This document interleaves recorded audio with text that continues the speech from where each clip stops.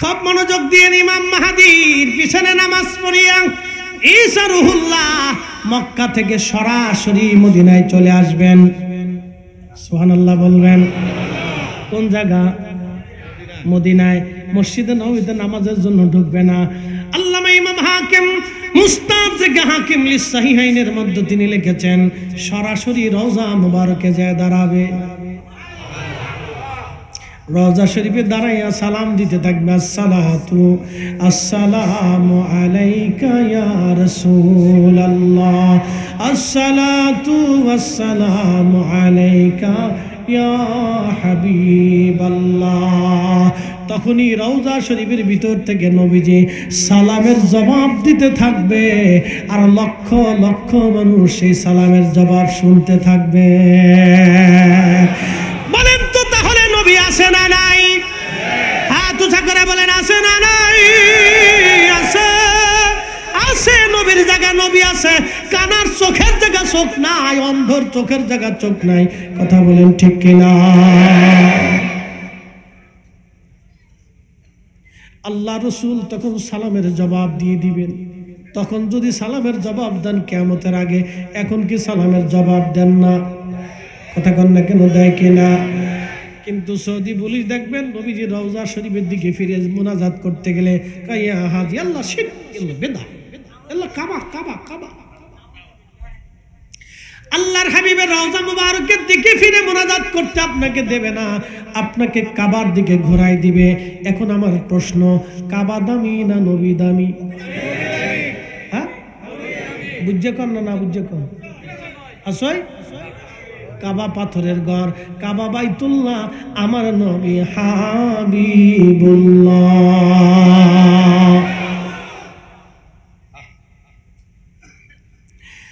لا أقسم بهذا البلد وأنت حل بهذا البلد। আল্লাহর কোরআন বলতেছে হুজুর আমি ওই শহরের কসম করি কারণ ওই শহরে আপনি জন্মগ্রহণ করেছেন। আমার রাসূল বেলাদ হয়েছে, মিলাদ হয়েছে ওই শহরে, এই জন্য আল্লাহ কসম করতেছে কাবা শরীফে। ও বন্ধু খুব মনোযোগ দিয়ে শুনে যাবেন, কাবা পাথরের ঘর। এখন আমি কাবার দিকে ফিরে গেলাম, কাবাকে আমাকে দেবে, দিবে কে? কথা কন না কেন? দিবে কে? আল্লাহ। প্রকৃত দেওয়ার মালিক কে? আল্লাহ। ওরা আমার ঘুরাই দিল কাবার দিকে ফিরে মুনাজাত কর।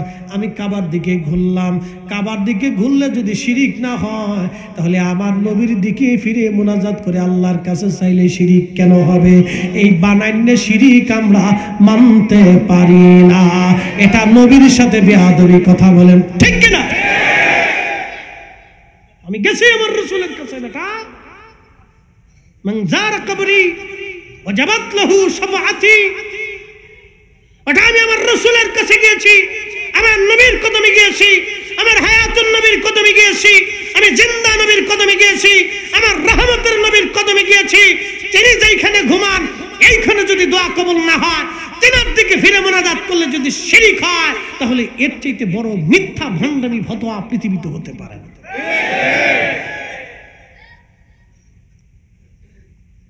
ওরা আমাদেরকে বাংলাদেশে বই দিয়ে দিয়ে শিখাচ্ছে, আমরা সুন্নিরা শিরিক করি।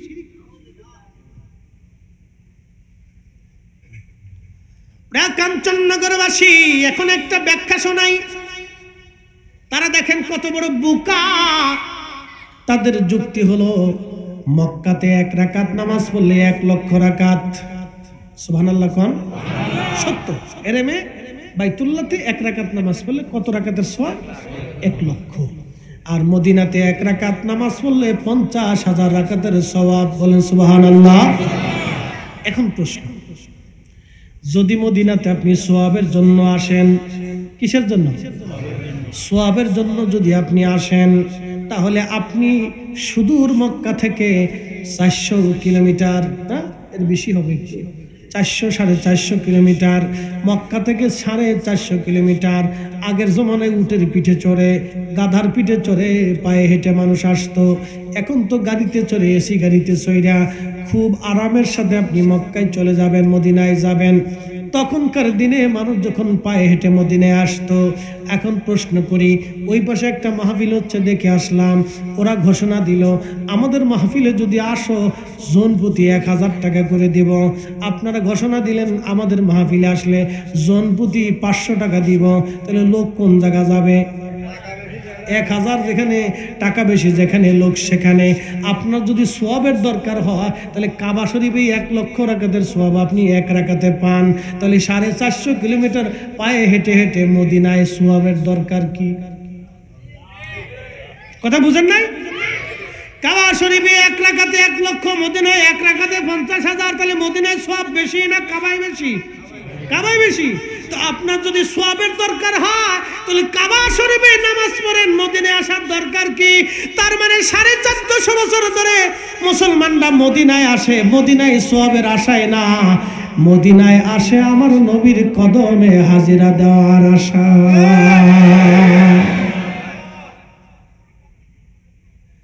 আমি যদি আরব হতাম, কাজী নজরুল, আন্ডার মেট্রিক, বাংলাদেশে এরকম একটা পোলা কোনো মার কোনোদিন জন্ম দিতে পারবে কিনা আমি জানি না। এরকম একজন কবি আর কোনো মা কোনোদিন জন্ম দিতে পারবে কিনা বাংলা সাহিত্যের জন্য আমার জানা নাই। ওনার গ্রন্থ প্রবন্ধ যদি চুরি না হতো, ক্ষুধার অভাবে যদি গ্রন্থ প্রবন্ধ যদি উনি বিক্রি করে না দিতেন, উনি গদ্য সাহিত্য যদি বিক্রি না করতেন, তাহলে কাজী নজরুল পৃথিবীর শ্রেষ্ঠ কবি হতো। মহাকবি সে হওয়ার কথা, বিশ্বকবি সে হওয়ার কথা, রবীন্দ্রনাথ ঠাকুর বিশ্বকবি হওয়ার কথাই না। ঠিক আসতে বলেন কেন? জোরে বলেন, উচিত কথা বলতে হবে। যখন একটা কলম কিনতে মানুষের জীবন চলে গেছে, কাগজ পায় নাই, তখনও মহাই কবি গ্রন্থের পর গ্রন্থ, প্রবন্ধের পর প্রবন্ধ লিখে ফেলছে। আর এখনকার জমানায় যদি এত সহজ থাকতো তাহলে কি পরিমাণে কলাপাতায় লেখছে, কলাপাতায় লেখছে, তারপরে ওই যে তালের পাতায় লেখছে, আল্লাহ, হ্যাঁ, গাছের সালে লেখছে। আপনি চিন্তা করেন এখনকার সময়ের জন্য যদি এরকম সহজ হতো তাহলে কি পরিমাণে কবি লিখতেন, খালি হিসাব করে বুঝে। তিনি লিখতেছেন, আমি যদি আরব হতাম, মদিনারি পথ, সেই পথ দিয়ে হেঁটে যাইতেন নূর নবী হযরত, নূর নবী হযরত। নবীর ইশকে যার দিল ভাই, এ ভুবনে কাঁদে না, রোজ হাসরে ভাইজান তারা নবীজির দেখা পাবে না। আল্লাহুম্মা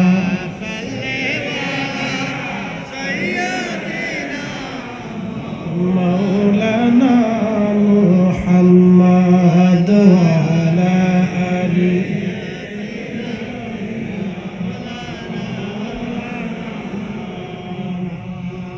বলেন তো, দুরূদ শরীফ পড়লে ভালো লাগে না খারাপ লাগে?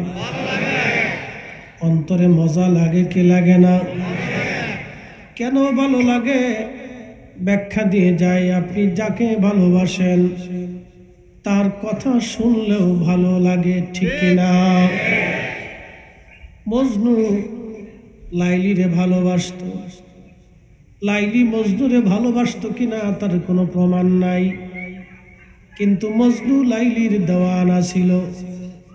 মজনুকে জিজ্ঞেস করা হলো, এরে মজনু, বলতো এই সময় শাসন ক্ষমতায় পার্লামেন্টে রাজ্যে আব্বাসীয়রা হলে ভালো হয় না হাশেমীয়রা হলে ভালো হয়?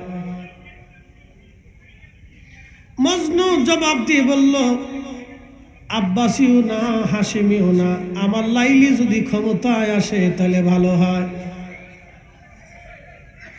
কথা বুঝেন না, এটা রাস্তা তো, একটু রাস্তার জায়গা ছেড়ে দিয়ে আমরা বসি, তাহলে চলাচলের জন্য সুবিধা হবে।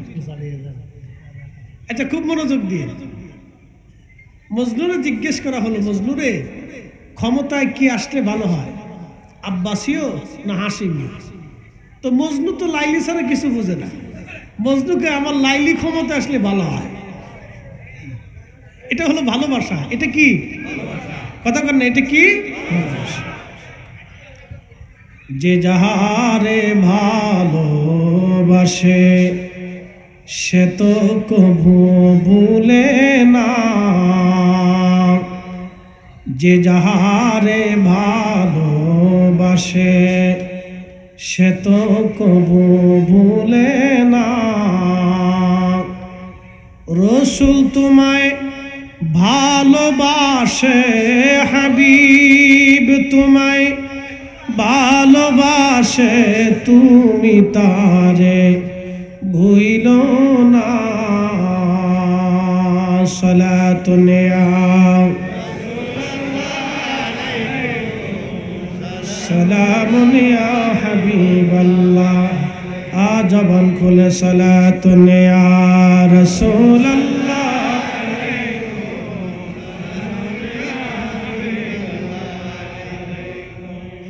দুরূদ শরীফ পড়লে কেন ভালো লাগবে, কিসের জন্য ভালো লাগবে, দাম কি, মর্যাদা কি? আমি আজকে একটা হাদিস শরীফ আপনাদেরকে শোনাই যাই। আমরা আল্লাহুম্মা সাল্লি আলা সাইয়্যিদিনা মাওলানা মুহাম্মদ, এই দুরূদ শরীফ পড়লে অনেকেই বেদাতের ফতোয়া দেয়। তারা বলে দুরুদে ইব্রাহিম ছাড়া আর কোনো দুরুদ নাই। এটা একটা মিথ্যা ফতোয়া। কি কথা বলেন, ঠিক কিনা? কাঞ্চননগরবাসী কথাগুলি খুব মনোযোগের সাথে শুনবেন। দুরুদ ইব্রাহিমকে বানাইলো, আজকে তার ইতিহাস জানাই দিয়ে যাই। আল্লাহর হাবিব একটা হাদিস বর্ণনা করলেন। আমি যেমন আজকে মঞ্চে বসলাম, আপনারা আজকে আমার প্রধান আলোচক বানাইলেন, প্রধান আকর্ষণ বানাইলেন। এটা আপনাদের মনের ইচ্ছা হলো বানাইলেন। ওয়াজ শোনার জন্য আমরা হাজার হাজার মানুষ স্টেজ দিয়ে বসে আছি।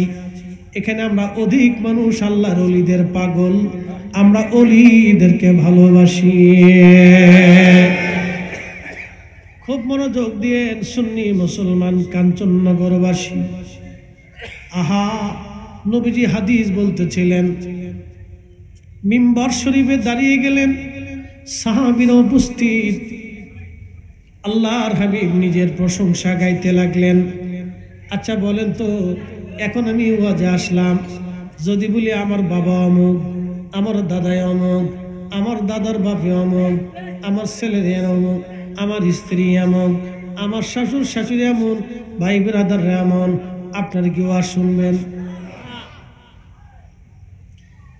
কারণ আমি ফরিদের কোনো বিশেষায়িত নাই। আমি নবীর কদমের গোলামি করার জন্য, নবীর কথা বলি বিদায়, কথা শোনার জন্য আপনারা দাওয়াত দিছেন। কথা ক্লিয়ার না ভেজাল আছে? শরফুল মাকিনা ও শরফুল মাকান, শরফুল মাকানে ও শরফুল মাকিন। কিছু জায়গার কারণে মানুষের দাম বাড়ে, কিছু মানুষের কারণে জায়গার দাম বাড়ে। ভান্ডার শরীফে হুজুর আওলাদে রসুল ঘুমানোর জন্য আজকে ওই জমিনের দাম বেড়ে গেছে।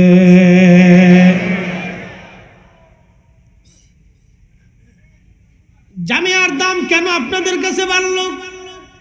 শাহিন শাহী শ্রীকোট আওলাদে রসুল তিনি মাদ্রাসা করলেন, পরিচর্যা করলেন। আওলাদে রসুলের মহাব্বতে আপনারাও মাদ্রাসার দিকে ঝুঁকে গেলেন। এটা আওলাদে রসুলের জন্য ভালোবাসা হয়ে গেল। ইমাম হুসাইনের মাজারে মুসলমান যায় কেন? আওলাদে রসুল ওইখানে ঘুমিয়ে আছে। আল্লাহর হাবিবের রওজা মুবারকে মুসলমান যায় কেন? প্রত্যেক বছরে আমার দেশের নজদি যারা আছে বুকে হাত বেঁধে নামাজ পড়ে। ওরা বলে নবীর রওজা মুবারক জিয়ারত করার নিয়ত করা হারাম। তোমরা মক্কায় যাবা কিন্তু মদিনারে নিয়ত করবা না, মদিনার নবীর মসজিদের নামাজের নিয়ত করবা, নবীর রওজা মুবারকের জিয়ারতের নিয়ত করবা না। কারণ মক্কায় 1 রাকাত নামাজ পড়লে 1 লক্ষ রাকাতের সওয়াব, আর নবীর মসজিদে 1 রাকাত নামাজ পড়লে 50,000 রাকাতের সওয়াব। অতএব সওয়াবের নিয়ত করে যাবা, নবীর রওজা জিয়ারতের নিয়ত করবেন। এটা বেদাত, এটা হারাম, এটা শিরিক। আজকে যারা এই ফতোয়া দেয় আমরা তাদেরকে মুসলমানের অন্তর্ভুক্ত মনে করতে পারি না। কথা ক্লিয়ার না ভেজাল আছে? আরো বলতেছি, এখন একটা হিসাব কষি। ফতোয়া যে দিছে দলিল খুব সুন্দর, যুক্তি বাহিরে খুব চমৎকার, ভালো। আরে আল্লাহ, কত সওয়াবের কথা বলতেছে, কত নেকি। আচ্ছা, এখন একটা প্রশ্ন করি, কাঞ্চননগরবাসী, আপনার বয়স হলো 1000 বছর, জীবনে কোনদিন একটা রাকাত, একটা ওয়াক্ত তাহাজ্জুদ আপনি কাজা করেন নাই, একটা ওয়াক্ত নামাজ কাজা হয় না, একটা রোজাও কাজা হলো না, আল্লাহর একটা ফরজ কোনদিন আপনি ছেড়ে দেন নাই। কিন্তু মরার আগে নবীর সাথে যদি বেয়াদবি করে কবরে চলে যান, 1000 বছরের ইবাদতের 4 পয়সাও মূল্য না। কথা ক্লিয়ার না ভেজাল আছে? এটাই সুন্নি।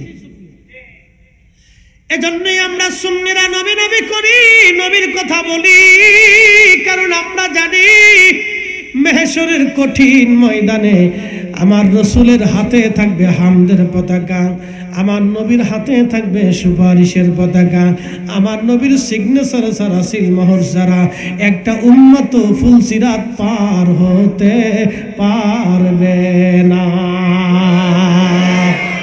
কাজী নজরুল দাড়ি ছাড়া একজন ব্যক্তি, মোছো নাই, দাড়িও নাই, বাংলা ভাষায় আন্ডার মেট্রিক লেখাপড়া তেমন করে নাই, বিরাট বড় ইউনিভার্সিটি অক্সফোর্ড, হার্ভার্ড, মিশর আল আজহার বিশ্ববিদ্যালয়ে কোনোদিন পড়ে নাই, সাধারণ কোনো রকম মক্তবে পড়েছে আন্ডার মেট্রিক। দুঃখের সংসারে মা তার নাম দিয়েছিল দুঃখ মিয়া। কবিতা লিখতে লাগলেন আমার নবীর শানে, লিখতে লিখতে লিখতে লিখতে ওনার জীবনীর মধ্যে আসে প্রায় 4000 কবিতা লিখলেন।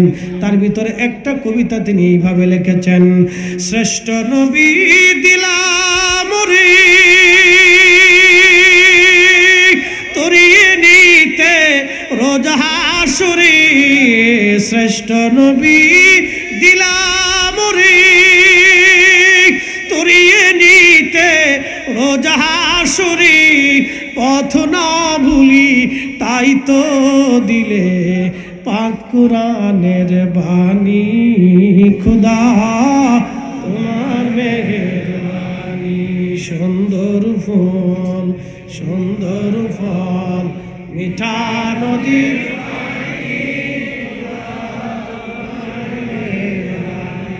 খুদা তোমার মেহেরবানি।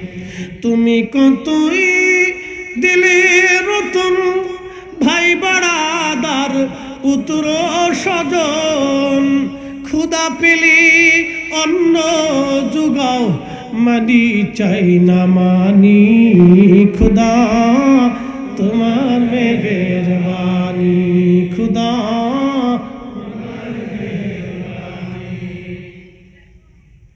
বন্ধু আমার, মনোযোগের সাথে কথাগুলি শুনবেন। আল্লাহর হাবিব রাহমাতুল লিল আলামিন বড়ই চমৎকার আমার একজন নবী। আরে এই জন্য বলে দিয়ে যায় আমরা নবীর কদমের গোলামি করি। মূল আলোচনায় ফিরছি। আজকের মাহফিল মিলাদুন নবীর মাহফিল। আমার নবীজির সঙ্গে এই মাহফিলের সম্পর্ক হওয়ার কারণে মাহফিলেরও দাম বাড়ল, আমাদেরও দাম বাড়ল, যারা মাহফিল সাজাইলো তাদেরও দাম বেড়ে গেল। শরফুল মাকিনা ও শরফুল মাকিন, শরফুল মাকানে ও শরফুল মাকিন। কিছু জায়গার কারণে মানুষের দাম বাড়ে, কিছু মানুষের কারণে জায়গার দাম বাড়ে। শাহজালাল ইয়ামানি মুজাররিদি রহমাতুল্লাহের কারণে সিলেটের দাম বেড়ে গেল। 360 আউলিয়া আসার কারণে আমরা কালেমা পাইলাম, ইসলাম পাইলাম, দিন পাইলাম, মসজিদ পাইলাম, নামাজ পাইলাম, রোজা পাইলাম, আমরা সব কিছু পাইলাম আল্লাহর ওলিদের কারণে। মানে আজকে ওরা কারা? ওলিদের দরবার, ওলিদের মাজার, ওলিদের দরগা ভাঙ্গার পরিকল্পনা করে। তোমরা যতই চেষ্টা করো, শাহজালালের জমিনে 1000 বছরও চেষ্টা করলেও এই জমিনে কাদেরিয়া, চিশতিয়া, নকশবন্দিয়া থাকবে। আল্লাহর ওলিদের জমিনে আল্লাহর ওলিদের রাজত্বই চলবে। কথা বলেন ঠিক কিনা?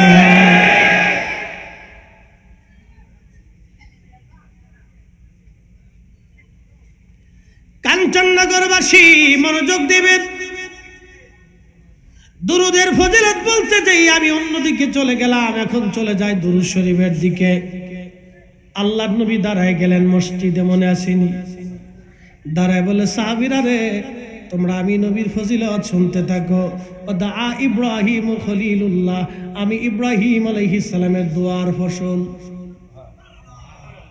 জোরে জোরে জোরে জোরে জোরে দুরুদ ইব্রাহিম কেমনে আইলো আপনাদেরকে শোনাই দিয়ে যায়। আজ আমি সাইয়্যিদুনা ইব্রাহিম আলাইহিস সালামের দোয়ার ফসল।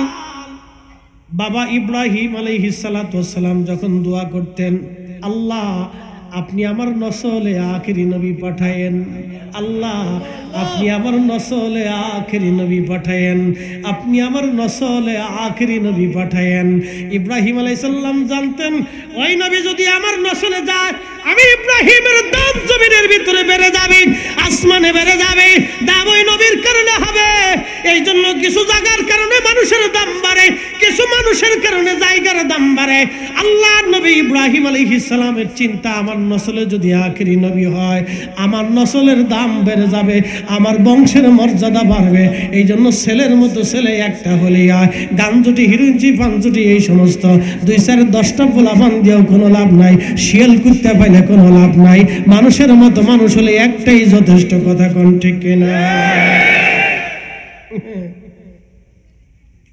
কথা ক্লিয়ার?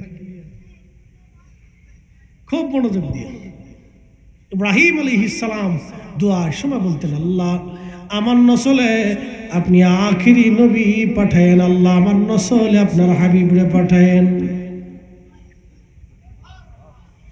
ওয়া ইব্রাহিম খলিলুল্লাহ, প্রত্যেক দোয়াতে ইব্রাহিম আলাইহিস সালাম আমার নবীর জন্য দোয়া করতেন, আল্লাহ আপনার হাবিবকে আমার নসলে পাঠাইতেন। এই জন্য নবী তার বাবা ইব্রাহিম আলাইহিস সালামকে বলেন নাই। আল্লাহর নবী বললেন, ও আমার উম্মতেরা, তোমরা আমার নামে দুরূদ পড়ার সঙ্গে সঙ্গে আমার মিল্লাতের বাবা ইব্রাহিম আলাইহিস সালামের নামটা লাগায় দাও। ওই নামটা আমরা লাগাই নাই, ওই নামটা ভান্ডার শরীফ হুজুর কেবলা লাগাই নাই, ওই নামটা আসরিকোট হুজুর কেবলা লাগাই নাই, ইমামে আহলে সুন্নাত আলা হযরত লাগাই নাই, কাদরিয়া লাগাই নাই, চিশতিয়া লাগাই নাই, ইমাম শাফি লাগাই নাই, হাম্বলি লাগাই নাই, কোন সাহাবী লাগাই নাই। ওই নামটা আমার নবীজি লাগাই দিয়ে গেলেন। কেন লাগাইলেন? ইব্রাহিম তার জন্য দোয়া করতেন, তার নসলে আসার জন্য। আল্লাহর নবীও তার ভুলে যান নাই। এই দুরুদে ইব্রাহিম আলাইহিস সালামের নাম লাগাই দিয়া এই উম্মতের জন্য তাশাহুদে, নামাজের পরে তাশাহুদে এই দুরুদ চালু করাই দিয়া আল্লাহর নবীর পাশে ইব্রাহিম আলাইহিস সালামের নাম দিয়া ইব্রাহিম আলাইহিস সালামের ইজ্জত আমার নবীর কারণে আরো বেড়ে গেল। কি কথা কন না কেন?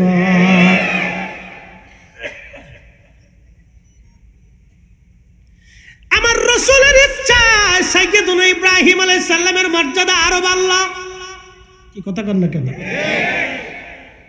তাহলে নবীর ইচ্ছায় যদি সাইয়্যিদুনা ইব্রাহিম আলাইহিস সালামের নাম দুরুদে যোগ হয়ে ইজ্জত বেড়ে যায়, তাহলে আজকের মাহফিল আমরা যারা আসলাম দাম বুঝি কমছে?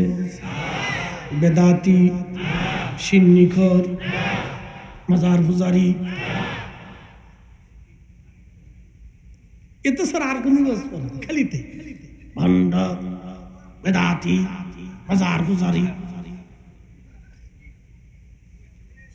কথা কর না কেউ আছে ওয়াজ আসলে খালি সমালোচনা করে, অমুক এটা করছে, তমুক এটা করছে, খেতা করছে, লেতা করছে। আর ওয়াজ নেই তো?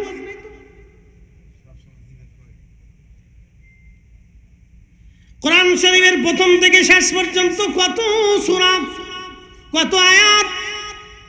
সারা জিন্দেগির ফরিদের হায়াত যদি 1000 বছর, আর আমি 1000 বছর যদি তাফসীর করি, কোরআন শরীফের তাফসীর বাবা শেষ হবে না। কি কথা বলেন ঠিক কিনা? বাজান কাঞ্চননগরবাসী কথাগুলি শুনে যাবেন। আল্লাহর নবী ডাক দিয়ে বললেন, শোনো আমার উম্মতেরা, ওয়া বাশারাতু ঈসা রুহুল্লাহ, আমি ঈসা রুহুল্লাহর সুসংবাদ। ঈসা আলাইহিস সালাম যেখানে ওয়াজ করতেন সেখানে আমার নবীর প্রশংসা করতেন। আমরা সুন্নিরা নবীর প্রশংসা করলে কয় বেদাতি। হযরত ঈসা নবী যেখানে ওয়াজে দাঁড়াইতেন, তিনার ওয়াজ শেষ করার আগে আমার নবীর প্রশংসা করতেন আর সুসংবাদ দিতেন, আমার উম্মতেরা, আমার পরে পৃথিবীতে এমন একজন নবী আসবেন যিনি সব নবীদের সরদার, ইমামুল মুরসালিন। আমি ঈসা রুহুল্লাহ ওই নবীর উম্মত হইয়া কিয়ামতের আগে আবার আসমান থেকে দুনিয়াতে নামবো। বর্তমান যেটা ফিলিস্তিন, এটাকে বলা হয় শাম। এই শামের ভিতরে একটা মসজিদ হবে, সাদা মসজিদ, গম্বুজ বিশিষ্ট মসজিদ। এই মসজিদে ইব্রাহিম আলাইহিস সালাতু ওয়াস সালাম আসবেন। এই মসজিদে হযরত ঈসা রুহুল্লাহ আলাইহিস সালাতু ওয়াস সালাম আসমান থেকে তিনি নামবেন। আসমান থেকে তিনি নামবেন দুইজন ফেরেশতার কাঁধে ভর করে। তাও আজকে আর কালকে না, কিয়ামতের আগে ইমাম মাহদী আলাইহিস সালাতু ওয়াস সালাম তিনি কাবাতুল মক্কাতুল মুকাররমা হারাম শরীফে দাঁড়িয়ে থাকবেন। তিনি ওই মসজিদে নামবেন দুইজন ফেরেশতার কাঁধে ভর দিয়ে। উনি মসজিদ থেকে নেমে সরাসরি তিনি হারামে আসবেন, হারাম শরীফে আসবেন। কাবা শরীফের দরজার পাশে মাকাম ইব্রাহিম বরাবর হযরত ইব্রাহিম হযরতে ইমাম মাহদী আলাইহিস সালাতু ওয়াস সালাম তিনি ওইখানে দাঁড়াবেন। শোনেন, ইমাম মাহদী হবে নবীজির বংশধর। আল্লাহর নবী শুভেচ্ছা দিয়ে বলে গেছেন, আমার উম্মতেরা শুনে রাখো, আমার হাসান হুসাইনের নসলে রক্তে আল্লাহ এমন একজন মাহদীকে দুনিয়াতে পাঠাবেন যার নাম হবে মাহদী। লোকেরা বলবে ইমাম মাহদী, তার আসল নাম হলো মুহাম্মদ, বাবার নাম হবে আব্দুল্লাহ। সে আমার হাসান আর হুসাইনের রক্তে নসলে দুনিয়াতে আসবে, তার রক্ত থাকবে পবিত্র, আমার আহলে বাইতের সে সদস্য। একবার জোরে বলবেন কি মারহাবা।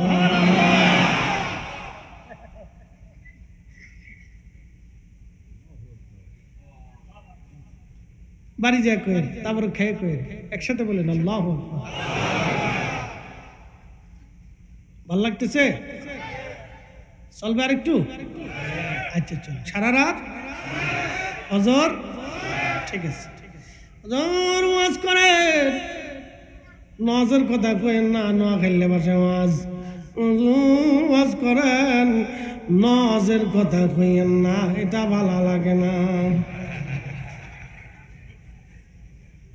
আমি রাজবাড়ি গেছি এক জায়গায় ওয়াজ করতে, আমার ফরিদপুরের পাশে রাজবাড়ি জেলা। তা আপনাদের অঞ্চলে তো এখন ইদানিং আসি, আগে ওই দক্ষিণ উত্তর দিয়ে চষে বেড়াইছি। ওয়াজ তো আজকে থেকে করি না, ক্লাস ফাজিলে থাকতে করি। তখন একটা ব্যাগ বুক কান্দে করে অদ্দূর একটু দাঁড়িয়েছিল, হেন্দে ছিল না, অদ্দূরে হেরে কয়টা দাঁড়িয়ে ছিল, খুব হ্যাংলা পাতলা ছিল। তা আমি ওয়াজে গেলে লোকেরা জিজ্ঞিত, হুজুর আইসি নি? কহ আইসি। তো পরে যখন আয়ে দেখতে এটাই হুজুর এলা কি ওয়াজ করবো, মানুষের পাইলে না এলে লইছো। পরে যখন ওয়াজ শেষ কই বিসির দ্বার আছে গো।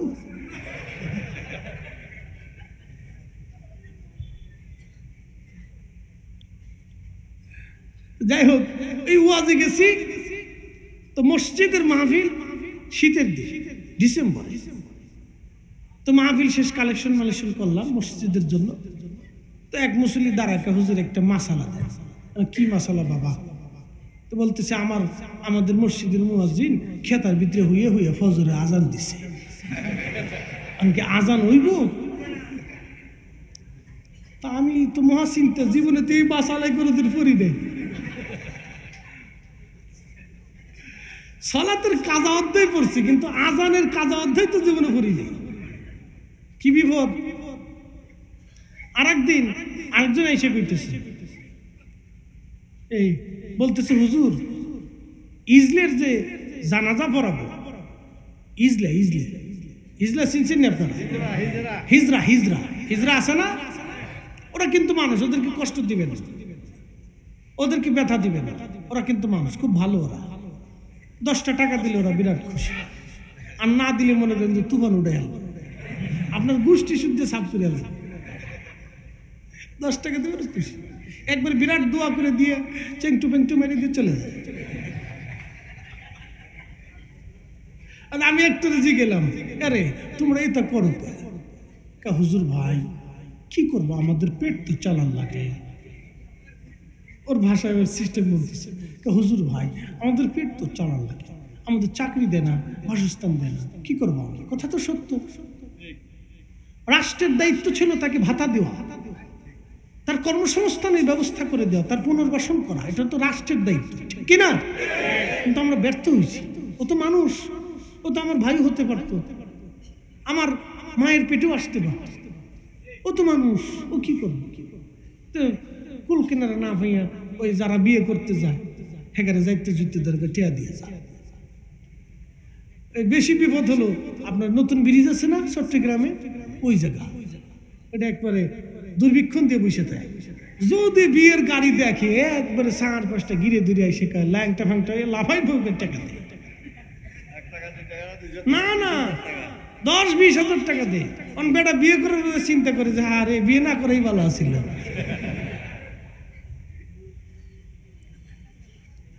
বিপদও আছে ওখানে নিয়ে জ্বালাও আছে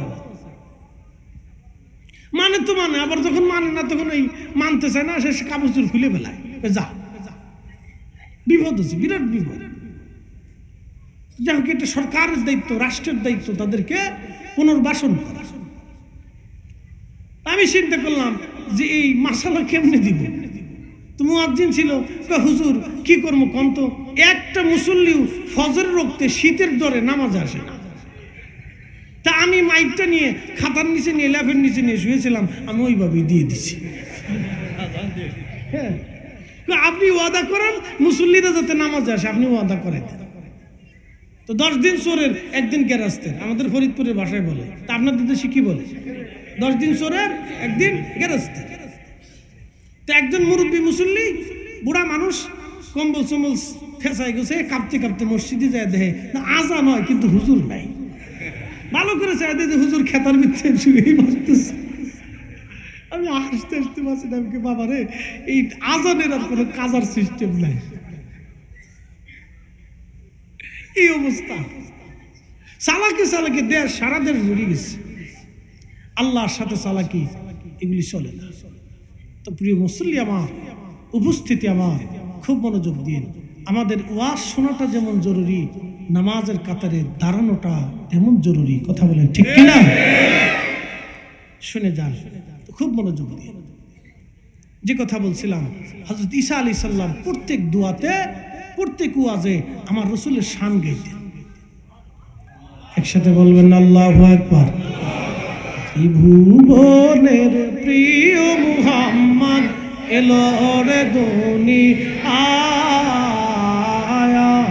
রে সাগর আকাশ বাতাস দেখবি যদি আয় রে সাগর আকাশ বাতাস দেখবি যদি ধুলির ধারা বেহেশত আজ জয় করিল দিল রে লাজ আজকে খুশির ঢল নেমেছে দুশর সাহারায়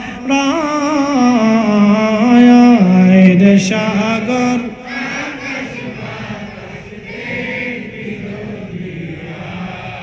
আয় হাবিবাল্লাহ সালাতুন ইয়া রাসূলুল্লাহ আলাইকুম সালামুন ইয়া হাবিবাল্লাহ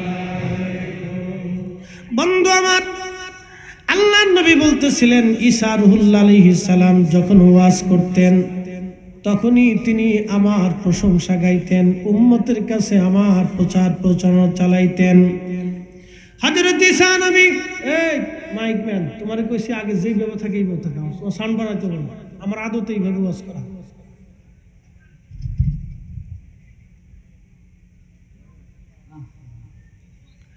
বন্ধু খুব মনোযোগ দিবেন হযরত ঈসা রুহুল্লাহ দুনিয়াতে আসবেন তিনি বাইতুল আকসা থেকে রওনা দিয়ে বাইতুল্লাহতে আসবেন একসাথে বলা যাবে না সুবহানাল্লাহ ইমাম মাহদি ওনার অপেক্ষায় দাঁড়ানো। কে? ইমাম মাহদি ওনার অপেক্ষায় দাঁড়ানো আছেন। ঈসা আলাইহিস সালাম হেরেমে আসলেন। ইমাম মাহদি বলতেছে মুসলমানরা জমাতের কাতারে, ওগো ঈসা রুহুল্লাহ আলাইহিস সালাম, আপনি আল্লাহর পয়গম্বর এক সময় ছিলেন, আবার আপনি দুনিয়াতে আসছেন, আল্লাহর পয়গম্বর হয়ে আসেন নাই, আপনি আখিরি নবীর উম্মত হয়ে দুনিয়াতে আসছেন। আজকে আপনি এই হেরেমে নামাজ পড়াবেন, আমরা সবাই হারামবাসী আপনার পিছনে আজ নামাজ পড়ব। ঈসা আলাইহিস সালাম ডাক দিয়ে বলবেন, ও হে উম্মতের মাহদি, আপনি আহলে বাইতের রাসূল, আওলাদের রাসূল, নবীর বংশধর আপনি।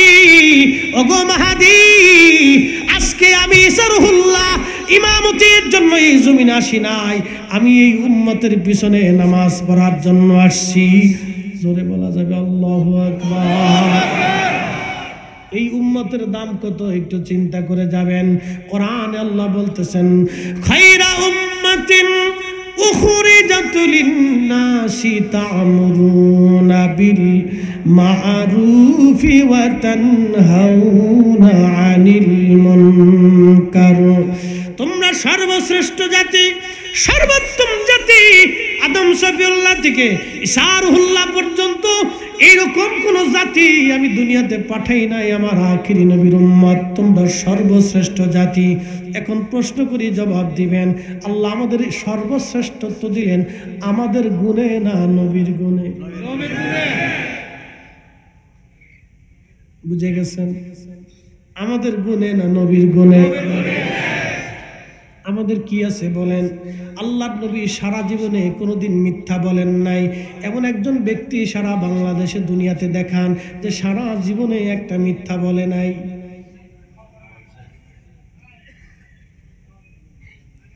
আজকে ভারতে দেখলাম মহারাষ্ট্রে যুদ্ধ লেগে গেছে, অর্থাৎ বিরাট বড় মিছিল, লক্ষ লক্ষ মুসলমান মহারাষ্ট্রে মিছিল চলতেছে, মুম্বাইয়ের দিকে তারা মিছিল নিয়ে আসতেছে।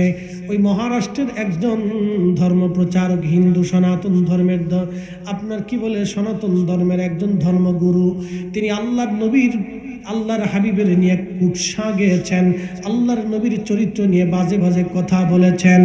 আচ্ছা বলেন তো, আমার দেশে হিন্দু ভাইরা যারা আছেন আপনারা প্রমাণ দিবেন আমরা কোনোদিন কোনো আলেম আপনাদের ধর্মগুরু নিয়ে বাজে কথা বলছি? আর কেউ যদি বলেও তাহলে তার উপায় আমরা রাখি নাই, আমরা নিজেরাই তার প্রতিবাদ করেছি, ঠিক কিনা? এলাকায় মন্দির আছে, কোন মুসলমান যদি মন্দির ভাঙতে যায় অন্য মুসলমানরা বাধা দিবে, লাঠি নিয়ে দাবড়াবে, ওর কাজ ও করবে, তুই কেন ভাঙতে যাবি? তোরে কে এই অধিকারে দিয়েছে? হিন্দুর কাজ হিন্দু করবে, আমরা মিলেমিশে একসাথে ব্যবসা বাণিজ্য করি, সমাজ কমাজ করি, কথা বলেন ঠিক কিনা? কিন্তু বড় আফসোস লাগলো, আজকে ভারতের বিজেপিরা মাঝে মধ্যে মুসলমান পিটিয়ে মারে। সেই দিন দেখলাম, আহারে 72 বছর একজন বৃদ্ধ লোকরে মারতেছে।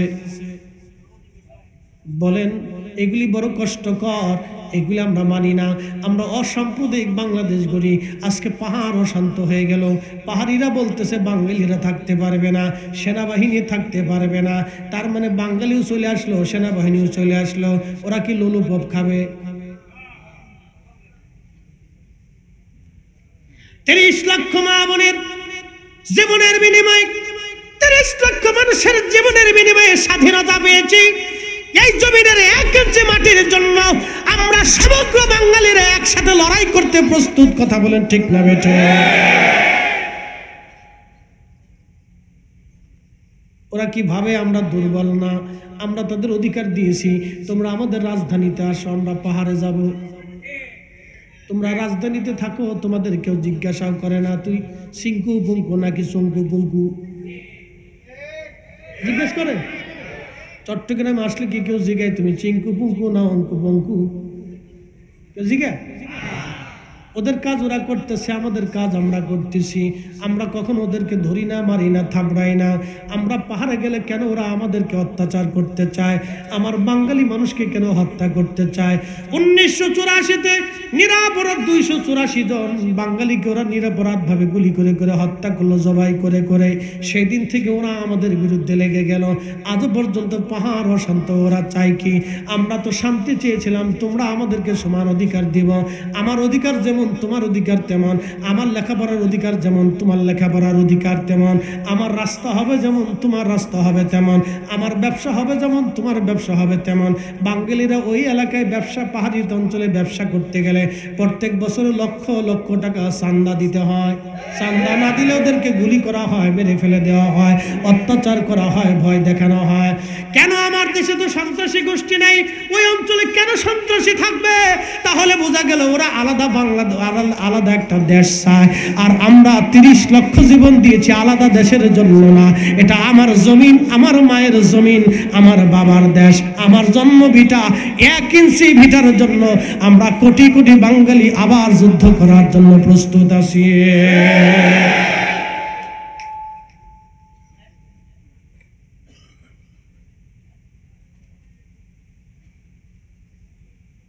ওরা ভাবতেছে আমরা বুঝি দুর্বল না? পাকিস্তানি মাইরে বিছিয়ে ফেলেছিলেন।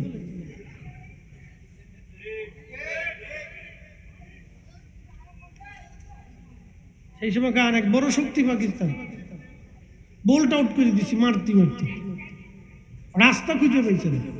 এ জাতি একবার খেপলে ও মরতে জানে কিন্তু রাস্তা ছাড়তে জানে না, ঠিক কিনা?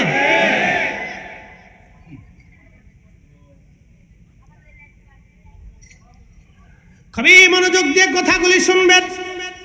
আমরা শান্তি চাই, কি চাই? ওরা আমাদের রাজধানীতে আসুক, শহরে আসুক, ব্যবসা করুক, বাণিজ্য করুক, ঘুরুক ফিরুক, কেন আমাদের কোনো আপত্তি নেই তো। ওরা আমাদের বিশ্ববিদ্যালয়ে লেখাপড়া করুক, ওরা খাক, ওরা রুটি রুজি করুক, ওরা বিদেশ যাক, ওরা চাকরি করুক, ওরা ব্যবসা করুক, আমাদের তো কোনো আপত্তি নেই। আমরা কোনোদিন কোনো বাঙালি আপত্তি করছি? কোনো আপত্তি করি। তো ওরা কেন? এরা কারা? এদেরকে কারা উস্কে দিচ্ছে আমার দেশকে অশান্ত করার জন্য? এই সময় আমাদেরকে ঐক্যবদ্ধ থাকতে হবে। আমাদের উলামায়ে কেরাম ঐক্যবদ্ধ থাকতে হবে। আমাদের সমস্ত দলগুলিকে ঐক্যবদ্ধ থাকতে হবে। রাজনীতি যার যার অবস্থানে থাকবেন। দেশ আমাদের সবার। সুন্নি অন্য দল, অন্য মত, যে মতে থাকুক, শিয়া না সুন্নি, ওয়াহাবি না খারিজি, এগুলো এখন দেখার সময় নাই। দেশের স্বার্থে আমরা এক এবং অভিন্ন থাকবো। আমার মিলাদ আমি পড়বো, আমার সুন্নি মাহফিল হবে, আমার মসজিদ চলবে, আমার মাদ্রাসা হবে, কিন্তু দেশের প্রয়োজনে আমরা এক এবং অভিন্ন। কথা বলেন ঠিক কিনা? দেশের ক্ষেত্রে আমরা কি? বন্যা হওয়ার সময় আমরা সবাই ত্রাণ দিছি না ভাই? সুন্নিরাও দিছেন, পীর মাশায়েখরাও দিছেন, অন্য ঘরানার আলেম যারা আছে তারাও দিছে। এবং বিভিন্ন এলাকা ভিত্তিক ছোট বড় সংগঠন, ছেলেরা, যুবকরা, মাইয়েরা সবাই নিয়ে দিছে। কেউ হয়তো পিকনিক করছে, কেউ ছবি তুলছে, কারোর আনন্দ ভর্তি আছে, ওটা থাকতে পারে, কিন্তু দিছে তো। কি কথা কর না? দিছে না? আচ্ছা, দেওয়ার সময় কি জিজ্ঞেসে তুমি কি আওয়ামী লীগ না, বিএনপি না, জাতীয় পার্টি না, জামাত ইসলাম না, ইসলামী আন্দোলন না, ইসলামিক ফ্রন্ট না, জিজ্ঞেস করে নাই। তুমি কি মিলাদ পড়ো না কি পড়ো না, এগুলি জিজ্ঞেসে? আমরা কি যখন দিলাম তখন দেওয়ার সময় জিজ্ঞেসি ভাই তুমি যদি সুন্নি হও তাহলে নাও, অন্য হইলে নিও না? হিন্দু হলে কি আমরা দেই নাই? কি কথা কর না কেন? আমরা কি ভাবছি বেটা তুমি হিন্দু, তোমার দেব না? তার মানে দেশের কঠিন বিপদে আমরা সবাই এক।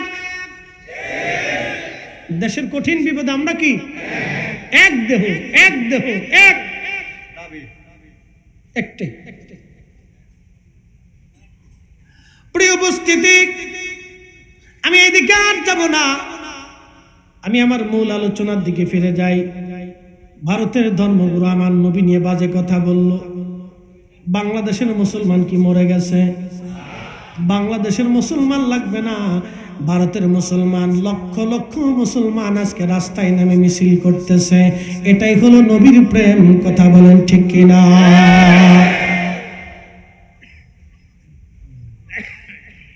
মনোযোগ দিয়েন। ভারত আমরা তো শত্রু মনে করি না, বন্ধুই মনে করি ধরলাম। কারণ একটা রাষ্ট্র চালাইতে হলে সবার সাথে মিলেমিশে চলতে হয়। সবাইকে নিয়ে পৃথিবী চলে, একজন আরেকজন দুশ্মনী করলে সমাজ সুন্দর হয় না। পাশের বাড়ির ভাইয়ের সাথে দুশ্মনী যদি করেন তাহলে আপনি শান্তিতে থাকতে পারবেন না। সবাই মিলেমিশে থাকলে শান্তি হবে। আরেকজনের বিপদে পাশে থাকবেন, আরেকজনের দুঃখে সুখে পাশে থাকবেন। এই জন্য মিলেমিশে থাকাটাই ভালো। আমরা ধরেন তাদেরকে শত্রু মনে করি না, কিন্তু তারা যদি আমাদেরকে শত্রু মনে করে দুর্বল ভাবে, তাহলে এটা ভুল হয়ে যাবে। 18 কোটি বাঙালির সবাই আমরা সজাগ আছি, আমরা কিন্তু ঝিমাই যাই না, ঘুমাইয়া যাই না।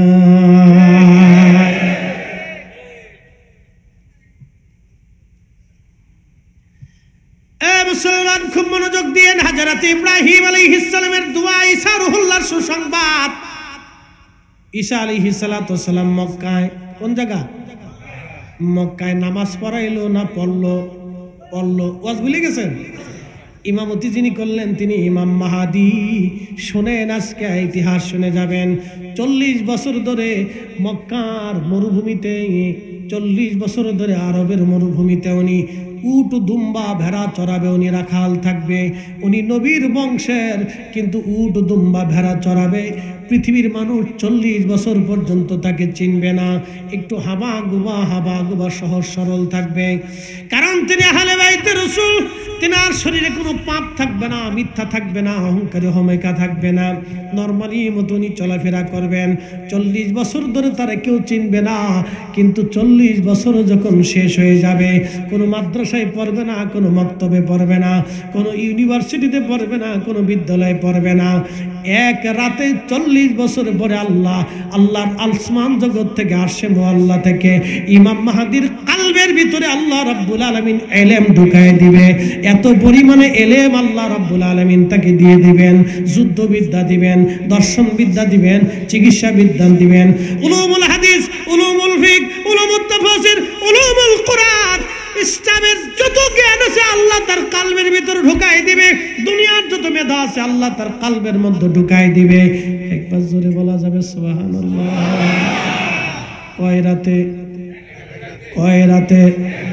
কয় রাতে ইমাম মাহাদির কালবের মধ্যে যদি আল্লাহ এক রাতে এত ইলম দিতে পারে, তাহলে ইমাম মাহাদি যার নসলে আসার কারণে মাহাদি হয়েছে, তিনি আমার আপনার নবী রাহমাতুল লিল আলামিন। তার ইলমের সীমানা আমি ফরিদি বলে দিতে পারবো না।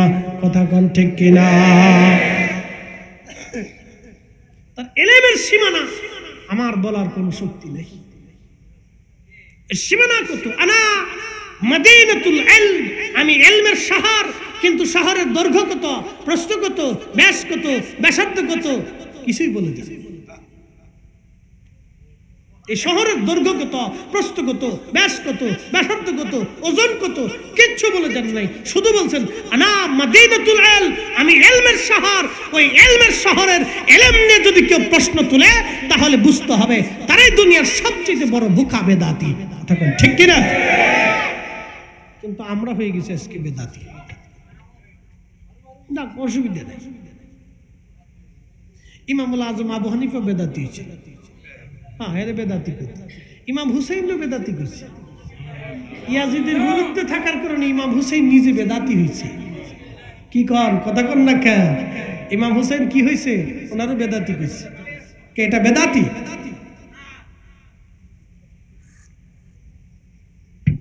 চলবে, থাক, লাড়াচাড়া দিস না।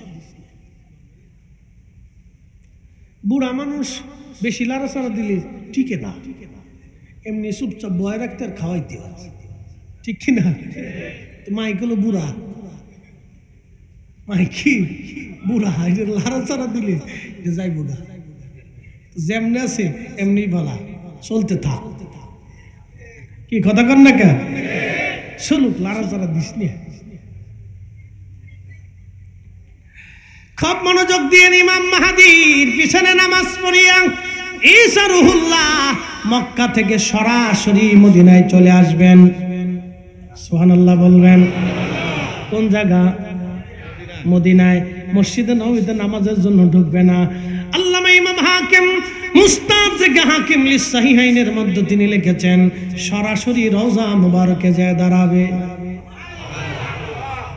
রওজা শরীফে দাঁড়াইয়া সালাম দিতে থাকবে, আসসালাতু আসসালামু আলাইকা ইয়া রাসূলুল্লাহ, আসসালাতু আসসালামু আলাইকা ইয়া হাবিবাল্লাহ। তখনই রওজা শরীফের ভিতর থেকে নবীজি সালামের জবাব দিতে থাকবে, আর লক্ষ লক্ষ মানুষ সেই সালামের জবাব শুনতে থাকবে। বলেন তো তাহলে নবী আছে না নাই? হাত উঁচা করে বলেন আছে না নাই? আছে, আছে। নবীর জায়গা নবী আছে, কানার চোখের জায়গা চোখ নাই, অন্ধর চোখের জায়গা চোখ নাই। কথা বলেন ঠিক কিনা? আল্লাহ রসুল তখন সালামের জবাব দিয়ে দিবেন। তখন যদি সালামের জবাব দেন কিয়ামতের আগে, এখন কি সালামের জবাব দেন না? কথা কন না কেন? দেয় কিনা? কিন্তু সৌদি পুলিশ দেখবেন নবীজি রওজা শরীফের দিকে ফিরে মুনাজাত করতে গেলে কাইয়া হাজি আল্লাহ শিরক, আল্লাহ বেদা, আল্লাহ কাবা কাবা কাবা। আল্লাহর হাবিবের রওজা মুবারকের দিকে ফিরে মুনাজাত করতে আপনাকে দেবে না, আপনাকে কাবার দিকে ঘোরাই দিবে। এখন আমার প্রশ্ন, কাবা দামি না নবী দামি? হ্যাঁ, বুঝছে কন না? বুঝছে কন? আসই কাবা পাথরের ঘর, কাবা বাইতুল্লাহ, আমার নবী হাবিবুল্লাহ।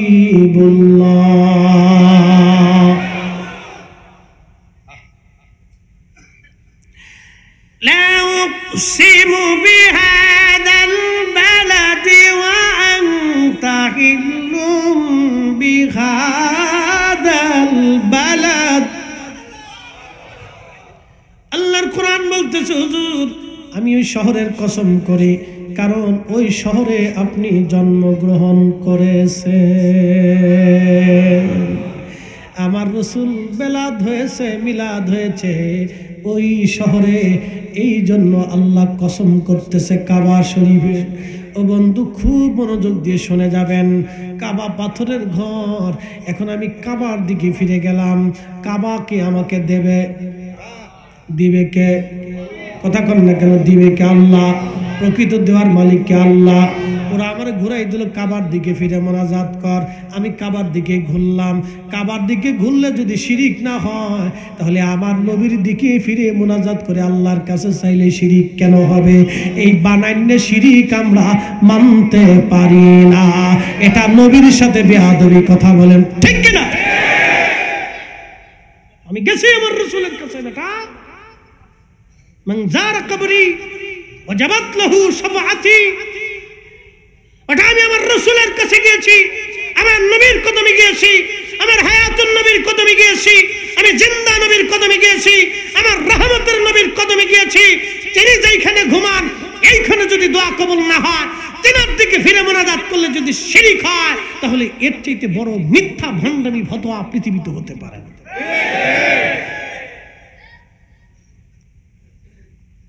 ওরা আমাদেরকে বাংলাদেশে বই দিয়ে দিয়ে শিখাচ্ছে, আমরা সুন্নিরা শিরিক করছি।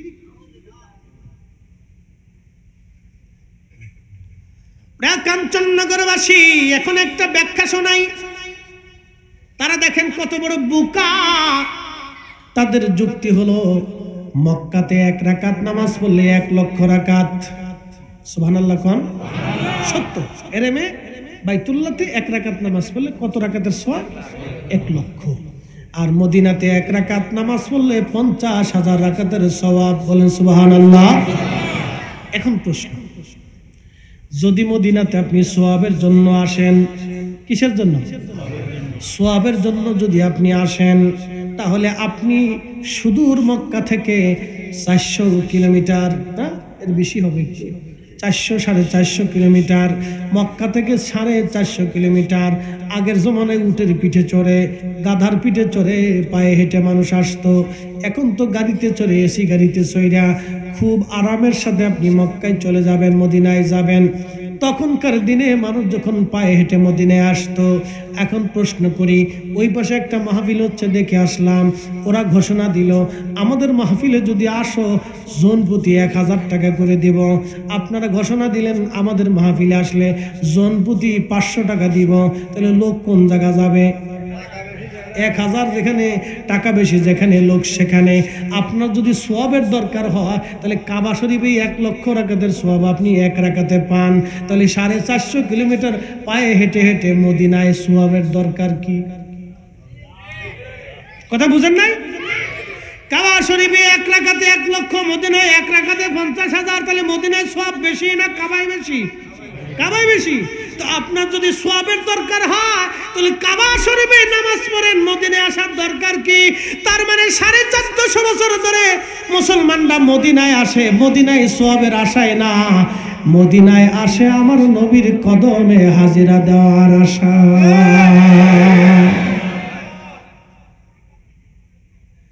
আমি যদি আরব হতাম, কাজী নজরুল আন্ডার মেট্রিক, বাংলাদেশে এরকম একটা পোলা কোনো মার কোনোদিন জন্ম দিতে পারবে কিনা আমি জানি না।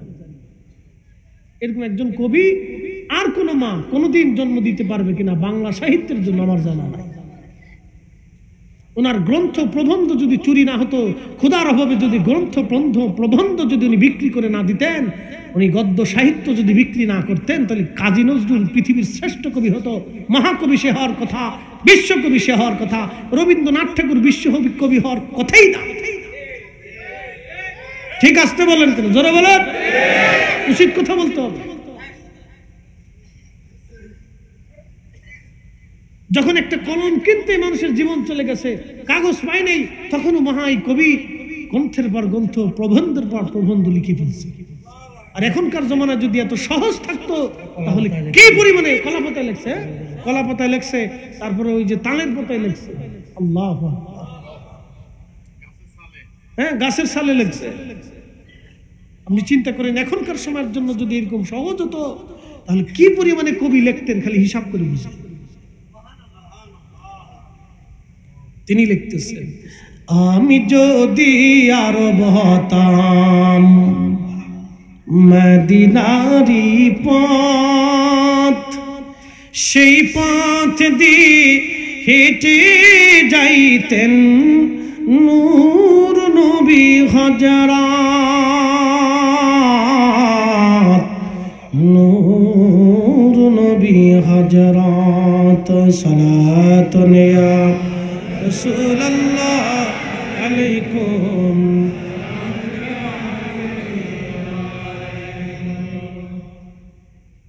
তো মনোযোগ দেন। রাসূল করিমের রওজার পাশে যায় তিনি আল্লাহর হাবিবের সাথে কথা বলবেন। সুবহানাল্লাহ। কি বাড়ি যাইয়া? এটা কি আপনি ছেলে খেলা মনে করছেন?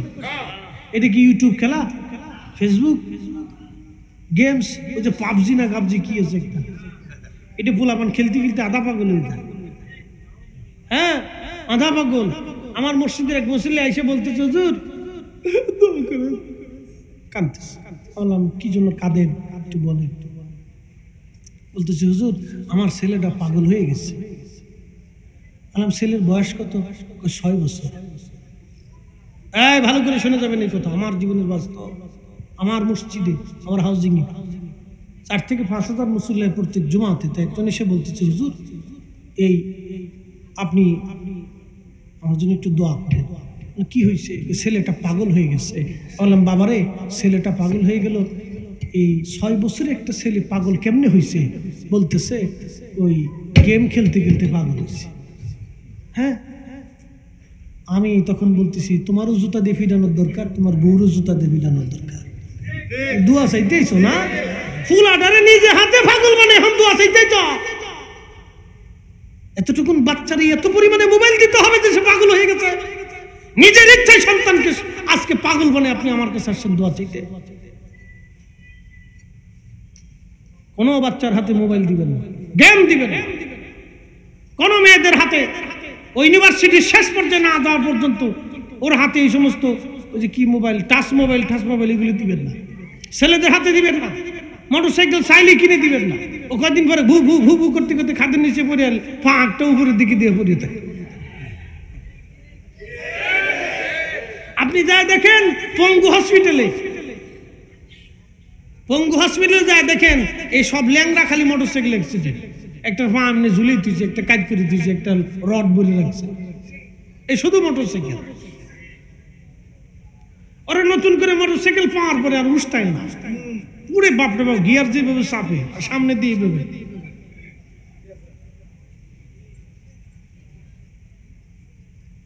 শোনেন, পৃথিবীতে স্থিরতার সাথে চলতে হয়, ধীর স্থির ভাবে চলতে হয়। ওই যে কচ্ছপ আর ওই যে খরগোশের গল্প শোনেন নাই? মন্থর গতিতে হলেও লক্ষ্যে পৌঁছানো সম্ভব হয় যদি লক্ষ্য স্থির থাকে। যুবক ভাইরা, আপনাদেরকে বলতেছি, মন্থর গতিতে হলেও লক্ষ্যে পৌঁছানো যায় যদি লক্ষ্য স্থির থাকে। এম বুঝেন, এম গুলি করার এম, যদি এম ঠিক থাকে তাহলে ঠিক মতো ফায়ার করতে পারবে, ও জায়গা মতো একবারে লেগে যাবে, কলিজা পর্যন্ত সিধে বের হয়ে যাবে যদি এম ঠিক থাকে। আপনার জীবনের এম ঠিক করতে হবে, আপনি কি হবেন, কি করতে চাবেন। আপনার জীবনের লক্ষ্য যদি ঠিক না থাকে তাহলে ভবিষ্যতে পস্তাইতে হবে, চেষ্টা করতে হবে। আল্লাহ বলেছেন, আমি ওই জাতির ভাগ্য পরিবর্তন করি না যে জাতি তার নিজের ভাগ্য পরিবর্তন করার জন্য চেষ্টা না করে। আপনাকে চেষ্টা করতে হবে। আমাদের এই পর্যন্ত আসতে একদিনের না, দীর্ঘদিনের সফর গেছে, কত রাত গেছে, কত শীত গেছে, কত বর্ষা গেছে, কত ঝড় গেছে, কত তুফান গেছে, নদীতে গেছে, ট্রেনে গেছে, বাসে গেছে, রাস্তায় গেছে, বাস স্ট্যান্ডে গেছে, রোডে ঘাটে গেছে। জীবনের কত সময় পার করে ফেলছে এগুলো ধুকাই ধুকাই দুই। অহন তো না হাইটে খয়রাত মারাত আপনারা বেশি দেন একটা গাড়ি কিনছি, আগে তো ছিল না। সিএনজি মিনজি দিয়ে, মোটরসাইকেল দিয়ে, ট্রাকের সাদে চুইয়ে যেমনি পারছি এমনি গেছি গাইছি গে। আপনাকে লক্ষ্য এম ঠিক করতে হবে যে আপনি কি করবেন। খালি আজারে বন্ধু বান্ধবের সাথে ঘুরিয়ে বিড়ি বুড়ি টাইনে গাঁজা মাজা খাইয়া বাবা মাবা চাইতে বোতল সার মুড়ি দেয় কোনো লাভ নাই। বোতল সারে চিনছেন আপনারা? এই যে বোতল সার, এটা নাম দিছি বোতল সার। দুটো টান দিয়ে বাপের একা বিয়ে ভাঙ আছো বিয়ে, ক্ষমা করবেন। বেশিরভাগ যারা অবৈধ পন্থায় টাকা রুজি করে গরিব মানুষের হক মেরে দেয়, মানুষের টাকা অর্থ মেরে দেয়, তাদের পোলাপান বেশিরভাগই বোতল সার মুড়ি। ঠিক বললো, ঠিক না ঠিক বললো, বনানি গুলশান যায় দেখেন বোতল সার মুড়ি। মেয়ে এসে বলতেছে, বাবা ডাক দিয়ে, রাত বাজে তখন 3টে, বাবা ডাক দিয়ে বলতেছে, তুমি এই ঘরে কাকে নিয়ে আসছো? ড্যাড, ও আমার বয়ফ্রেন্ড, আমি নাম দিছি কুত্তা ফ্রেন্ড। কথা কন না কেন? রাত 3টের সময় কোন বাবার সামনে যখন তার মেয়েটা একটা বর পুরুষকে নিয়ে, যুবক ছেলেকে নিয়ে ঘরের মধ্যে ঢুকে, ওই ল্যাংটা পুরুষ, ওই হিজড়া পুরুষের চাইতে মরে যা ভালো। ও বাপ হয়েছে কেন? তার সন্তানকে সে লালন পালন করতে পারে নাই, মানুষ বানাইতে পারে নাই। কি কথা কন না কেন? সন্তানদেরকে মানুষ বানাইতে হবে। 1000 কোটি টাকার মালিক হয়ে লাভ নেই। বাড়ি গাড়ি জমি জমা 1000 কোটি টাকা রেখেছে, কোনো লাভ নাই। সন্তানকে মানুষ বানায় যান, ও আপনার অনেক বড় সম্পদ। সন্তানকে মানুষ বানাবেন, মানুষ বানায় রেখে যাবেন, ও আপনার অনেক বড় সম্পদ, অনেক বড় সম্পদ। ওকে মানুষ বানাইতে হবে। বলে, হুজুর কখন থেকে? একবারে যখন হাঁটা শিখবে তখন থেকে। ওকে তিলে তিলে তিলে তিলে গড়ে তুলতে হবে। আপনাদের কষ্ট হচ্ছে? শুধু ওয়াজ করলে তো হবে না ভাই, এগুলি কিছু জীবনের কথা বলতে হয়। কারণ আমার দেশে আমরা তো দেখি, রাস্তাঘাটে চলি, কত বোনের সংসার নষ্ট হয়ে যাচ্ছে। আহা, আপনি যদি কোর্টগুলিতে যান, শুধু তালাকের মামলা। আপনি জেলখানায় যদি যান, তাহলে অধিকাংশ জেলখানার ওই কয়েদি দেখবেন ওই ডিভোর্সের মামলা। এর ভিতরে হুজুররাও আছে। আমরা কথা বাদ দিয়ে লাভ, জ্বালা জ্বালা।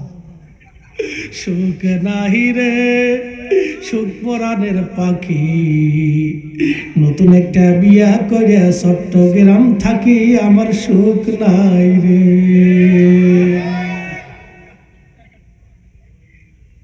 বাংলাদেশে 2 বউ যার ঘরে জাহান্নাম তার। বিরাট বড় বিপদ। সবাই বড়টা ছোটটারে মাইন্ড করেন, ছোটটা বড়টা, তুমি এদের বেশি দিয়েছো, বাস শুরু হয়ে গেছে।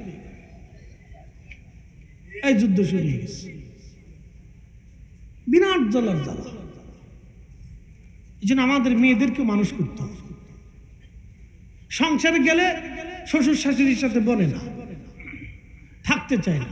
আর আমার দেশে কিছু শ্বশুর শাশুড়ি আছে, ওরা বুঝে না। একটা মেয়ে নতুন বিয়ে হয়েছে, তাকে 6 মাস 1 বছর সময় দিতে হয় ফ্যামিলির সাথে মেসিং হওয়ার। জামার সাথে হাঁড়ি পাতিল মাছ রান্না বান্না শুরু করছি। বিয়ে করছি কি, বিয়ে ছেলের বিয়ে দিছি কি আমি কাম করে খাওয়ার লাগে, এরকম চলে। আর আমার দেশের কিছু কুটনা বুড়ি আছে, সারা দেশ ভরে পান খেয়ে বেড়া, এই বাড়ি ওই বাড়ি, ওই বাড়ি ওই বাড়ি, ওই বাড়ি এই বাড়ি, এই বাড়ি এই বাড়ি, এই বাড়ির দোষ ওই বাড়ি, ওই বাড়ির দোষ ওই বাড়ি, ওই বেটার দোষ ওই বেটার কাছে, ওই বেটির কাছে ওই বেটির দোষ, শাশুড়ির কাছে বৌমার দোষ, বৌমার কাছে শাশুড়ির দোষকে সংসারে ঝামেলা পাকায়। এর নাম দিছি কুটনা বেনি। এটা খুব মারাত্মক। ও চিন্তা করে, শয়তানে চিন্তা করে, খালা তুই থাকতে আর আমার কোনো চিন্তা নাই। কি কথা কর না, শয়তানকে খালা তুমি থাকতে আমার আর কোনো চিন্তাই নেই, তুমি যে কাজ করতেছো ওইটা আমি পারতেছি না, যাও তুমি ঝামেলা লাগাও। শুধু ঝামেলা লাগেই না, তালাক ডিভোর্স পর্যন্ত। হ্যাঁ শোনেন, যুবকদেরকে বলতেছি, কখনো স্ত্রীকে যত ঝামেলাই হোক ডিভোর্স দিবেন না, তালাক দিবেন না, তালাক শব্দ উচ্চারণ করবেন না, তালাকের দিকে যাবেন না। মানুষের স্ত্রী এবং স্বামীর মধ্যে যখন তালাক হয় তখন আল্লাহর আরশে আল্লাহ কাঁপতে থাকে। আল্লাহ বান্দার সাথে সম্পর্ক ছিন্ন করে ও বান্দির সাথে আল্লাহ নিজে সম্পর্ক ছিন্ন করে। সাবধান, কখনো তালাকের দিকে যাবেন না। যত ঝামেলা হোক এটা মেসিং করে দিবি, নিজের থেকে হলো কিছু ছাড় দিয়ে দিবি। কি করবেন, জাতি তো আল্লাহ আমরা নিয়ন্ত্রণে দিয়ে দিচ্ছে। কিছুদিন খুব বিপদ আসছিলেন এই জাতির চাপে, অন গেছে না,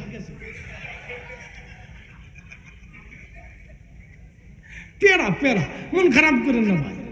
আল্লাহ রসুল বলছেন, কোন দেশের না মহিলা নেতৃত্ব হইলে ও দেশে খোদার রহমত আসে না। আমি ঠিক বললে ঠিক, না ঠিক বললে ঠিক, এটা আল্লাহ রসুলের কথা। কি কথা বল, ঠিক কিনা? আল্লাহর হাবিবের কথা। এখন দল বেদল সেটা আপনার, আপনি কোন দল করেন সেটা আপনার কাছে থাকুক, ওটা আমার ফাংশন না। কিন্তু কোন মহিলা আমার দেশের রাজনীতিতে প্রধানমন্ত্রী রাষ্ট্রপতিটা না হোক, এটা দরকার নাই, ঠিক কিনা? অন্য কিছু হোক, কিন্তু রাষ্ট্রের প্রধান যাতে কোনো মহিলা। এই যে আমেরিকা দেখতেছেন নির্বাচন হবে, কমলা না সমলা বেরিয়েছে, নাম কি, কমলা হ্যারিস। এই কমলারে দেখবেন চামড়া সুসা শুলিয়ে আস্তে করে বার করে দিবেন, হে কিন্তু হবে না, ট্রাম্পই জিতে যাবে। হ্যাঁ, ওদের হিসাব আছে, নারী নেতৃত্ব ওরা কোনোদিনও দেয় নাই। আমেরিকার ইতিহাসে আজও পর্যন্ত কোনো মহিলা প্রধানমন্ত্রী হয় নাই, ওদের হিসাব আছে, বিরাট হিসাব ওদের। আমরা বাঙালিরা খালি 500 টাকা দিলে মার্কা মেরে দিছি। একজনের কাছে যা কয়, ভাই জান ওই আমার সাইডে ভোট ছিল, কিছু টাকা যদি দিতেন তো নিচে 5,000। আর একজনের কাছে যাকে, ভাই জান 5টা ভোট ছিল, কিছু যদি দিতেন, দিছে 4,000। আরেকজনের কাছে, ভাই জান কিছু ভোট ছিল আমার, কিছু হ্যাঁ বেটা দিছে 4,000। ভোট কয়জনকে দিবে কর না, ভোট কয়জনকে দিবে? বাকি জনদের কাছে যা খাইছে এটা হালাল না হারাম? হ্যাঁ, আপনি ভোটে নির্বাচন করিয়া ওনার খরচা করছেন 100 কোটি টাকা। একজন এমপি 100 কোটি টাকা খরচা করার পরে এমপি হয়ে যাওয়ার পরে 1000 কোটি টাকা নিয়ে চলে গেছে, 900 কোটি টাকা লাভ। ঠিক কর না কা? টাকা কি ওনারটা নিছে না আমারটা নিছে? পাইছেন কিন্তু লুঙ্গি 500 টাকা, কিন্তু তো দিয়ে দিছেন পরে শেষে রাস্তায় গাড়ি চালানোর সময়। এই তো চলতেছে। এই জন্য ভালো মানুষকে নির্বাচন করতে হবে, কথা কোন ঠিক কিনা? সে যে দলের হোক, ভালো মানুষ। কি মানুষ? ভালো মানুষ। আমি কোনো রাজনীতি করি না, এই জন্য কোনো মার্কা টার্কা দিয়ে গেলাম না। তো খুব মনোযোগ দিয়ে শুনিয়া যান, এই বিষয়ে গেলাম না এখানে, আপনাদেরকে একটু মজা করলাম, কারণ রাত বেশি যদি মজা না করে ঘুমায় পড়বেন, এই জন্য একটু মজা করলাম। খুব মনোযোগ দিন, এগুলো আবার ওই বাস্তবে টাস্তবে এই সব কথা কিন্তু নিয়ে না, 2-1টা কথা মজার চলে বলতে হয়, না বললে হয় না। আবার ওই ভোট দেওয়ার সময় কিন্তু কারো কাছ থেকে টাকা খায়েন না, এটা কিন্তু সত্য। তাহলে এটা হালাল হবে না। আপনি 1 টাকাও খাবেন না, ভোট দিবেন কিন্তু 1 টাকাও নেবেন, তাহলে এটা হারাম হবে। কারণ আপনি একজনকে নির্বাচিত করতেছেন, একজনকে আপনার প্রশাসক নির্বাচন করতেছেন, তাকে ভালো মানুষ দেখি করতে হবে, নাহলে কিয়ামতের ময়দানে আপনাকে জবাব দিতে হবে। যে আপনার সমর্থনের কারণে এই গরিব মানুষের কষ্ট হয়েছিল। বুঝতে পারছেন? গুনার ভাগে আপনাকে হতে হবে। এই ওয়াজ যদি আল্লাহ কোনোদিন করায় তা হক ও ইনসাফ নিয়ে আরেকদিন করবেন। একসাথে বলেন তো আল্লাহু আকবার। 10-15 মিনিট চলুক নাকি কোন? হ্যাঁ, না না, এই 15 মিনিট শেষ করে দিচ্ছি। হাজারাতে আল্লাহ রসুলের কথা বলতে বলতে বহুদূর চলে আসছি। দুরূদ শরীফের কথা বলছিলাম, এখন জায়গা মতো চলে যাই। মনে আসেনি আপনাদের? দুরূদ শরীফ কেন ভালো লাগে শুনে যান। আল্লাহ রসুল বলেন, উম্মত কিয়ামতের ময়দানে কি তোমরা আমার কাছাকাছি থাকতে চাও? সাহাবীরা বলেন, হ্যাঁ ইয়া রাসূলুল্লাহ, মেহশরের কঠিন মাঠে আপনার কাছাকাছি থাকাই আমাদের প্রয়োজন। আল্লাহর নবী বললেন, যদি কাছাকাছি থাকতে চাও তাহলে বেশি বেশি করে দুরূদ পড়ো। একবার জোরে বলবেন কি মারহাবা। নবীর দুরূদ পড়ো দিলে দিলে, তোমরা নবীর দুরূদ পড়ো দিলে দিলে, হৃদয় খুলে নবীর দুরূদ পড়ো দিলে দিলে। গর্বেতে রাসূল দিওয়ানা টের পাইলেন না, মায়ামেনা খবর দিল জিবরাইল আমিনে রাইখো মনে, নবীর দুরূদ পড়ো দিলে দিলে, তোমরা নবীর দুরূদ পড়ো দিলে দিলে, হৃদয় খুলে নবীর দুরূদ পড়ো দিলে দিলে। আল্লাহর নবী আরো বললেন, উম্মত মান সাল্লা আলাইয়া ফি ইয়াউমিন আলফা মাররা, কেউ যদি প্রত্যেক দিন আমি নবীর শানে 1000 বার দুরূদ পড়ে, লাম ইয়ামুত, মরণ তার হবে না, হাত্তা ইয়ারা মাকআদাহু মিনাল জান্নাহ, দুনিয়ার জগৎ থেকে খোদার জান্নাত না দেখা পর্যন্ত আমার এই উম্মতের মউত হবে না। তাহলে বলেন জমিন কার? না না, জোরে বলেন জমিন কার? আসমান কার?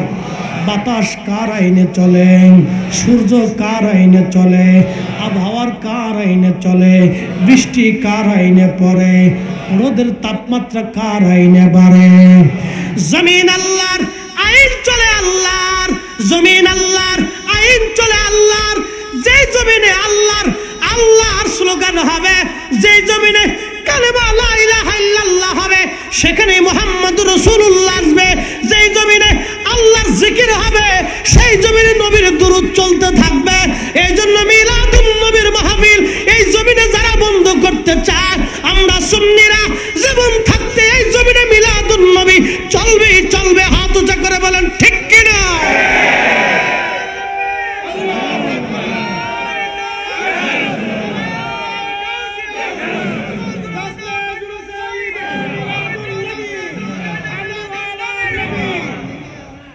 মনোযোগ দেন, কথা খুবই গুরুত্বপূর্ণ। বাবাজি, দুরূদ শরীফের বরকত আমি বলে বলে শেষ করতে পারবো না। শুধু একটা ঘটনা আপনাদেরকে শোনাই। বিশ্ববিখ্যাত একজন ইমাম মুহাম্মদ ইবনে সুলাইমান জাজুলি, বর্তমানে মরক্কো। আমার দিকে দেখেন, বর্তমানে কি? মরক্কো। এই মরক্কো এলাকা নাম শুনছেন না? মরক্কো বিশ্বকাপ ফুটবলে মোটামুটি ভালোই খেলছিল। তো মরক্কো 100% পিওর সুন্নি দেশ। মারহাবা বলবেন না? কি দেশ? 100% পিওর সুন্নি। খুব মনোযোগ দিয়েন।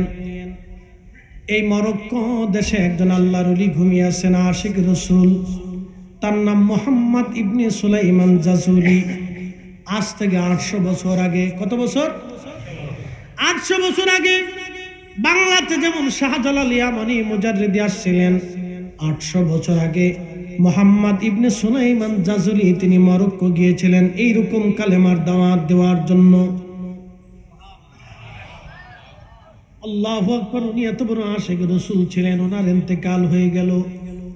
70 বছর পর ওনার দেশের যিনি শাসক গভর্নর, তিনি চিন্তা করলেন আমার এলাকার সন্তান তিনি, হুজুরের দেহ অন্য কোথাও থাকবে এটা হয় না, হুজুরের পবিত্র দেহ আমি কবর থেকে উঠে আমার এলাকায় নিয়ে আসব।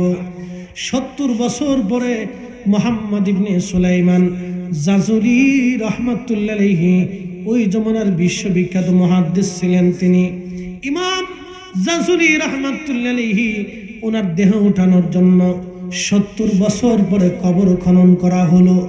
70 বছর আগে যেইভাবে দাফন করা হয়েছিল, কাফনের কাপড় মাটিতে খায় নাই, চোখের সৌন্দর্য তখনও নষ্ট হয় নাই, ঠোঁটের রস তখনও যায় নাই, আল্লাহ শরীরের মুখের যে ত্বক ছিল সৌন্দর্য তখনও নষ্ট হয় নাই, তখনও ব্লাড সার্কুলেশন রক্ত সঞ্চালন চলতেছিল। একবার জোরে বলা যাবে কি আল্লাহু আকবার। 70 বছর পরে আশিকে রাসূলের লাশ মরক্কে পাওয়া গেল।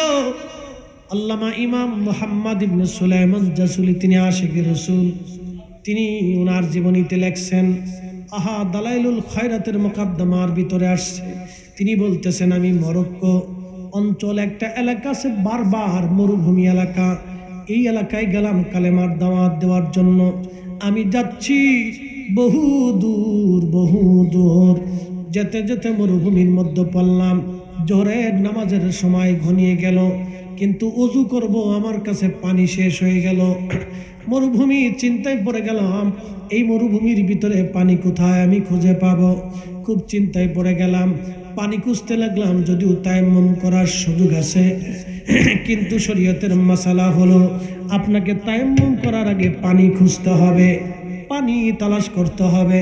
যদি একান্তই পানি না পান তখন তায়াম্মুম হবে, আর যদি পানি পেয়ে যান আর তায়াম্মুম হবে না।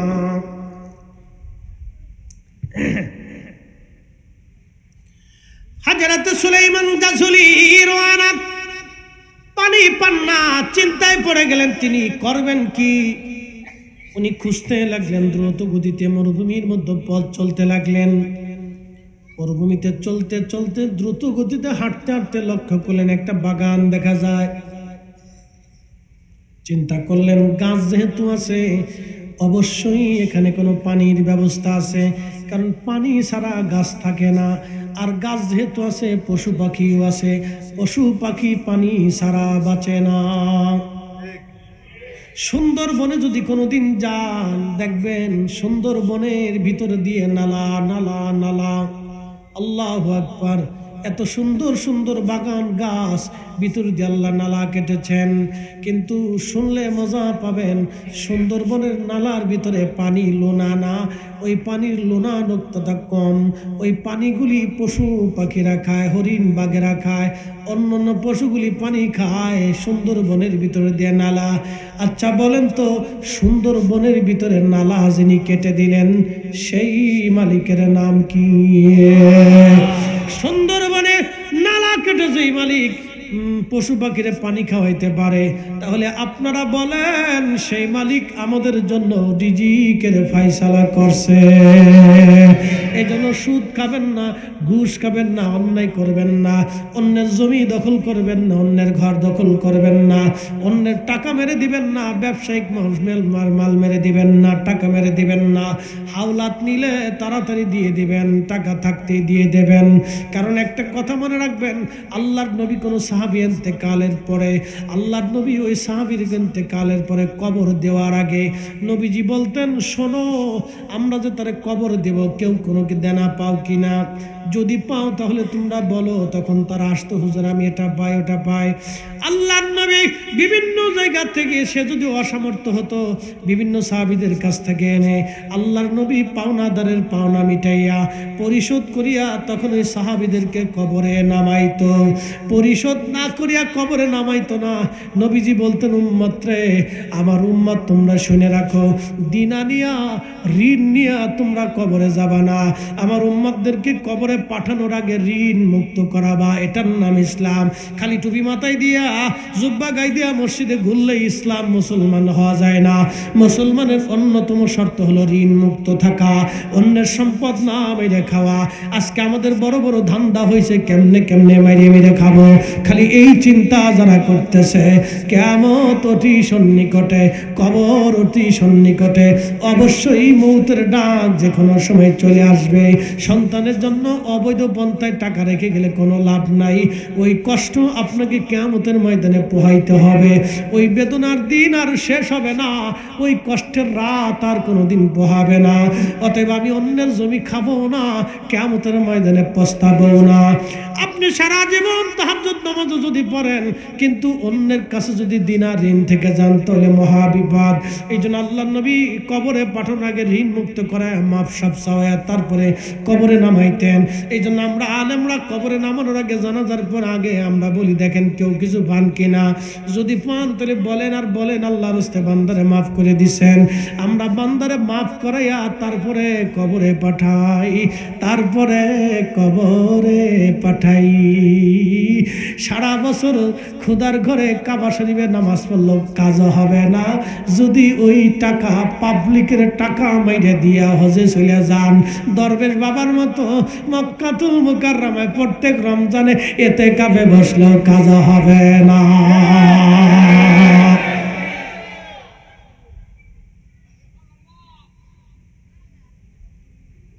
এত পরে সুবহানাল্লাহ বলেন কে? না, আমি কারো বিরুদ্ধে বলছি না, আমি বুঝার জন্য বলতেছি। বাবা, আমার এই সম্পদের কি দরকার আছে বলেন তো? যে সম্পদ আমাকে জাহান্নামের দিকে নিয়ে যায়, কি প্রয়োজন আছে বলেন তো? আহা, বড় কঠিন আখিরাত, বড় কঠিন। এই জন্য ঋণ মুক্ত থাকবে, যে যেটা পাবে দিয়ে দিবেন, সাথে সাথে থাকলে দিয়ে দিবেন, নাহলে মাফ চেয়ে দিবেন, বাইরে আমি গরিব মানুষ পারতেছি না, আল্লাহর রাস্তায় আপনি আমার মাফ করে দেন। কঠিন কঠিন, কিন্তু আল্লাহ রসুলের সারা জীবনের আদত ছিল। আপনি যদি দেখেন প্রত্যেকটা জানাজাতে নবীজি ঋণ মুক্ত করে তারপরে উম্মতকে কবরে পাঠাইতেন। আপনাকে ইসলাম বুঝতে হবে। ফরিদি সাহেব শুধু পাগড়ি মাথায় দিয়ে ঘুরলে হবে না তো, আপনি ইসলামের আসল জিনিস বুঝতে হবে।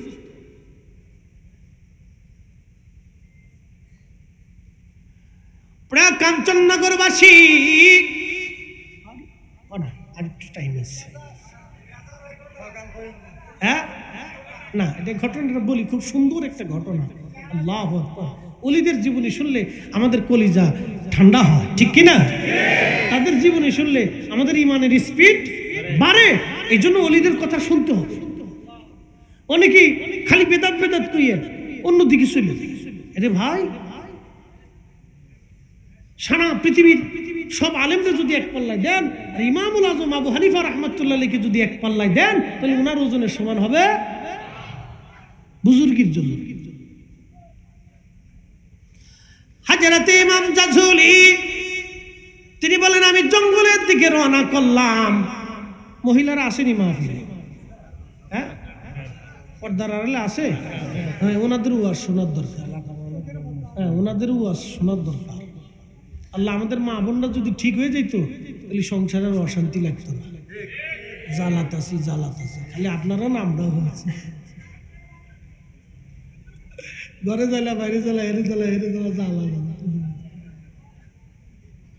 ওয়াজ করেও কাজ হয় না। খুব মনোযোগ দিয়ে ইমাম সুলাইমান জাযুলি সুদূর মরক্কোর বারবারের জঙ্গলের মধ্যে তিনি চলে গেলেন। জঙ্গলের মধ্যে চলে যাওয়ার পরে দেখতেছে জঙ্গল, একটা গাছের নিচে করে ঘর। দৌড়ায় গেলেন, করে ঘরের দরজায় টোকা লাগায় বলেন, কে আছেন? দরজা খোলেন, আমি মুহাম্মদ ইবনে সুলাইমান জাযুলি, আমি আসছি, ওযু করব, নামাজ পড়ব। পানি কি ঘরের মধ্যে আসেনি? কোনো আওয়াজ আসে না, ভিতর থেকে কোনো শব্দ নাই। উনি ওখান থেকে দৌড়ায় যায়, অদূরে দেখতেছে একটা কুয়া দেখা যায়। খুবই খুশি কুয়া পাইয়া। যদি সৌদি আরবে কোনোদিন মদিনাতুল মুনাওয়ারা থেকে আপনি বদরে যান, যাওয়ার সময় একটা কুয়া পাবেন, বীরে শেফা। বীরে শেফা পানি আমি হজে এই বছর নিয়ে আসছি, ওমরাতে যে সময় গেছিলাম আনতে পারিনি, এবছর হজে নিয়ে আসছি। 1 বোতল আনছি বীরের শেফা। শেফা মানে বুঝতেই তো পারতেছেন, শেফা এই পানি রোগ মুক্তি হয়, অনেক বড় উপকার। হুজুর উপকার কেন হলো? এই পানির কুয়া একবারে নিঃশেষ হয়ে গেল, কুয়ার মধ্যে কোনো পানি নাই। সাহাবীরা বদর যুদ্ধ করে ফিরে আসতেছিলেন, বীরে শেফাতে আসলেন। বীরে শেফা আসার পরে সাহাবীরা বলেন, ইয়া রাসূলুল্লাহি, পানি নাই কুয়ার ভিতরে। এখানে তো 70 জন নবী এসেছিলেন এই স্থানে, তারাও পানি পান করেছেন, তার মানে কুয়াটা আজকের না, হাজার হাজার বছর আগের কুয়া। ইয়া রাসূলুল্লাহ, কুয়া একবারে পানি নিঃশেষ হয়ে গেছে, মরুভূমির অঞ্চল, কুয়ার ভিতরে যদি পানি না পাই বিপদ। পানি তো নাই নবী গো, কি করব আমরা? আল্লাহর নবী বলেন, দাঁড়াও। আল্লাহর হাবিব কুয়ার পাশে গেলেন, কুয়ার পাশে দাঁড়াইয়া দাঁড়াইয়া থুতু থুতু মুবারক ফেলতেছিলেন। কিছু সময় দেখা গেল কুয়ার নিচ থেকে পানি উঠে উঠে উঠে উঠে কুয়া ভরে গেল। 1450 বছর পার হয়, আজ কুয়া নিঃশেষ হয় না। কুয়ার পানি কোটি কোটি হাজিরা নিল, আজ পর্যন্ত কুয়ার পানি শেষ হলো না। আমার নবীর থুতু মুবারকের বরকত যদি এটা হয়, ও আল্লাহর বান্দারা, জীবন চলে যাবে রে, আমার রসুলের কদম মুবারক পক্ষ ছাড়ব না। কথা কোন ঠিক কিনা?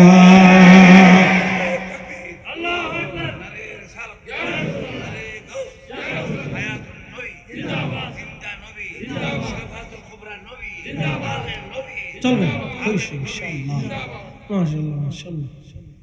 তো মনোযোগ দিয়ে কুয়ার পাশে গেলেন, কিন্তু দড়ি নাই, বালতি নাই, মশক নাই, কিভাবে পানি উঠাবেন? চিন্তায় পড়ে গেলেন। চিন্তায় পড়িয়ে একবার জঙ্গলে যায়, আবার কুয়ার পাশে এসে দৌড়াদৌড়ি করতেছে, কোথাও মশক আছে কিনা, রশি আছে কিনা দেখবে। কিছুক্ষণ পরে তিনি দেখলেন একটা ছোট্ট মরক্কান আফ্রিকান একটা মেয়ে, আফ্রিকা দেশের একটা দেশ, মরক্কান আফ্রিকান একটা মেয়ে, নিগ্রো কালো, ছোট্ট একটা মেয়ে কুয়ার পাশে দাঁড়ায় দাঁড়ায় মুস্কি মুস্কি হাসে। মুহাম্মদ ইবনে সুলাইমান জাজুলি ডাক দিয়ে বলতেছে, মা তুমি আমারে দেখে হাসো কেন? বলে, হুজুর আপনার অস্থিরতা দেখে হাসতেছি। আপনার নাম কি? বলে, আমার নাম মুহাম্মদ ইবনে সুলাইমান জাজুলি। হুজুর আপনার নাম শুনেছি, আপনি এই মরক্কের অনেক বড় মুহাদ্দিস। হুজুর দৌড়ান কেন, অস্থির কেন? কয়, মারে কুয়ার ভিতরে পানি আছে, আমি ওযু করব, পানি উঠাবো, আমি নামাজ পড়বো, নামাজের রক্ত চলে যায়। দেখেন আগের যুগে আল্লাহর ওলিরা নামাজের জন্য কেমন দেওয়ানা ছিল। আমরা নামাজ ছেড়ে দিছি, নামাজ ভুলে গেছি, নামাজ ভোলা যাবে না। সালাত সালাত, নামাজ নামাজ। আল্লাহকে সেজদা দেওয়ার মতো বড় ইবাদত আর কিছুই নাই। সেজদা দিয়ে স্থিরতার সঙ্গে যখন পড়ে থাকবেন, আপনার দিল নরম হয়ে যাবে, আল্লাহ রাব্বুল আলামিন খুশি হয়ে যাবে। ডাক দে, বান্দা সেজদা দিছো কেন, কি চাও? আল্লাহ ডাক দেখে, বান্দারে যা, তোর জীবনের গুনাহগুলি মাফ করে দিলাম। নামাজ হবে মাঝে মধ্যে, হ্যাঁ, প্রত্যেক জুমাতে। এর নাম দিছি বতরি মুসল্লি। আমাদের ফরিদপুরে বতরি মুসল্লি মানে সিজনওয়ারি মুসল্লি। খালি শুক্রবার আসলে বিনাট বড় সেন্ট প্যান্ট মাইরে দিয়ে, জুব্বা জাব্বি ফান্দি ফুঞ্জু গাই দিয়ে, একটু ভামবুক দিয়ে মসজিদে আস্তে আস্তে আস্তে আস্তে আস্তে আস্তে যায়। যখন ইমাম সাহেব খুতবা শুরু করে, তখন আস্তে করে যায় ঢুকে। আর যখন সালাম ফিরে, উরে বাপরে বাপ, মসজিদে মনে আগুন লেগে গেছে। কে কার আগে মসজিদ থেকে বেরিয়েছিল আসতে পারে? এটা আমার ঢাকাতে বেশি আর কি। আর আমাদের দেশের কিছু লোকেরা ফতোয়া দিয়ে দিছে, মুনাজাত না করলেও চলে। মুসল্লি চিন্তা করছে, ফতোয়া তো পাইছি, না করলেও চলে। কি কথা কন না কা? না করলেও চলে, পাইছে একটা যুক্তি, না করলেও চলে। এই চলে চলে বলতে বলতে শয়তানে কয়, খালাতো ভাই তুমি থাকতে আর আমার কোনো চিন্তা নাই। তুমি যে কাজ বাগাই দিছো, ও কাজ আমি 1450 বছরও পারি নাই। কি কথা কন না কা? কত বছরে?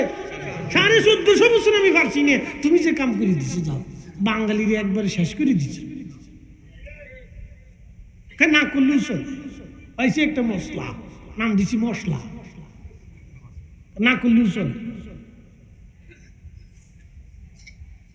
হাজিরিন, মেয়েটি ডাক দে বলল, হুজুর কিসের জন্য দৌড়ান? বলে মারে ওযু করব, পানি উঠাবো, দড়িও নাই, মশক নাই, কিভাবে পানি উঠাই মা বলো। মেয়েটা ডাক দিয়ে বলতেছে, হুজুর মনে কিছু নিবেন না, দড়ি আর মশক ছাড়া কি কুয়ার ভিতর থেকে পানি কি উঠানো যায় না? আরো জোরে বলেন। শাহজালালের বাংলাদেশ, শাহপরানের বাংলাদেশ, রহম করো আল্লাহ, রহম করো আল্লাহ। এ ওলি আল্লাহর বাংলাদেশ, শহীদ গাজীর বাংলাদেশ, রহম করো আল্লাহ, রহম করো আল্লাহ। ইমাম জাজুলি চিন্তায় পড়ে গেলেন, বলে কি মেয়েটা দরিয়ার মশক ছাড়া মা কিভাবে পানি উঠাবো রে মা? মেয়েটা ডাক দিয়ে বলল, হুজুর তাহলে আপনি দাঁড়ান, আমি পানি উঠাচ্ছি। মেয়েটা একটা পাথর নিয়ে এসে কুয়ার পাশে পাথরখানা দিয়ে দাঁড়াইলেন। ছোট্ট মেয়েটা কুয়ার ভিতরে মুখ লাগাইয়া কি যেন পড়ে, আর কুয়ার মধ্যে থুতু নিক্ষেপ করে, কি যেন পড়ে, আর কুয়ার মধ্যে থুতু নিক্ষেপ করতে লাগলো। ইমাম জাজুলি বলতেছেন, দুনিয়ার মানুষে আমার চোখকে তো আর ফাঁকি দিতে পারবো না। দেখলাম কুয়ার নিচ থেকে পানি উঠে উঠে উঠে উঠে একেবারে কুয়া সমানে সমান হয়ে গেল। একটা লোকের জবান বন্ধ থাকবে না, চিৎকার মেরে জোরে বলেন আল্লাহু আকবার। ওলি আছে না নাই? কিয়ামত পর্যন্ত ওলি থাকবে। পাগল দেখলেই মারবেন না, পাগলদের ভিতরে কিছু মজ্জবু থাকে। সবাই কিন্তু পাগল না, সবাই কিন্তু গাঁজা খায় না, সবাই কিন্তু আপনার ওই গাঁজা সেবন করে না, সবাই কিন্তু মাদক সেবন করে না। এদের ভিতরে বাবা কিছু মজ্জুব আছে শাহজালালের মাজারে, সবাই কিন্তু আওলা জাওলা না। আল্লাহর ওলির ওইখানে কিছু মজ্জুব বাবা থাকে, আমি নিজে তার বাস্তব প্রমাণ। ওখানে হোটেল কুরাইশির মালিক আছেন, তিনি সুন্নি মানুষ, বন্ধু খুব ফুলতুলি সাহেব কেবলার মুরিদ। ওনার হোটেলে মাঝে মধ্যে সিলেটে গেলে আমি বিশ্রাম করি, আমার খুব আদর করেন, ভালোবাসেন। উনি ওনার জীবনের ঘটনা বলছিলেন, হুজুর আমার একটা পা বয়স হয়ে গিয়েছিল, ডাক্তার বলেছিল আপনার একটা রোগের সমস্যা, এটাকে অপারেশন করা লাগবে, না হলে অসুবিধা। বলতেছে আমি বসতে পারতাম না, শুধু দাঁড়ায় থাকতাম, পা বাঁকা করতে পারতাম না, লেবেল করে রাখা লাগতো। বড় বিপদে পড়ে গেলাম। আমি চিন্তা করলাম আমি তো দরগার পাশেই থেকে আল্লাহর ওলির বারগাহে, তাহলে আমার তো একজন ডাক্তার আছে, আমি ওই ডাক্তারের কাছে আগে চিকিৎসা নিয়ে আসি। উনি আসার পরে আল্লাহর ওলি শাহজালাল রহমাতুল্লাহ মাজারের পাশে দাঁড়াইয়া তিনি হাতটা বাড়াইয়া বলতেছে, রব্বি আমি তোমার ওলির বরগাহে দাঁড়াইছি আজকে, আল্লাহ আমি মাজুর, আমি অসুস্থ, আল্লাহ তোমার শাহজালাল যদি তোমার ওলি হয়ে থাকে, আল্লাহ আজকে আমার এই বিপদ থেকে তুমি আমারে বাঁচাও।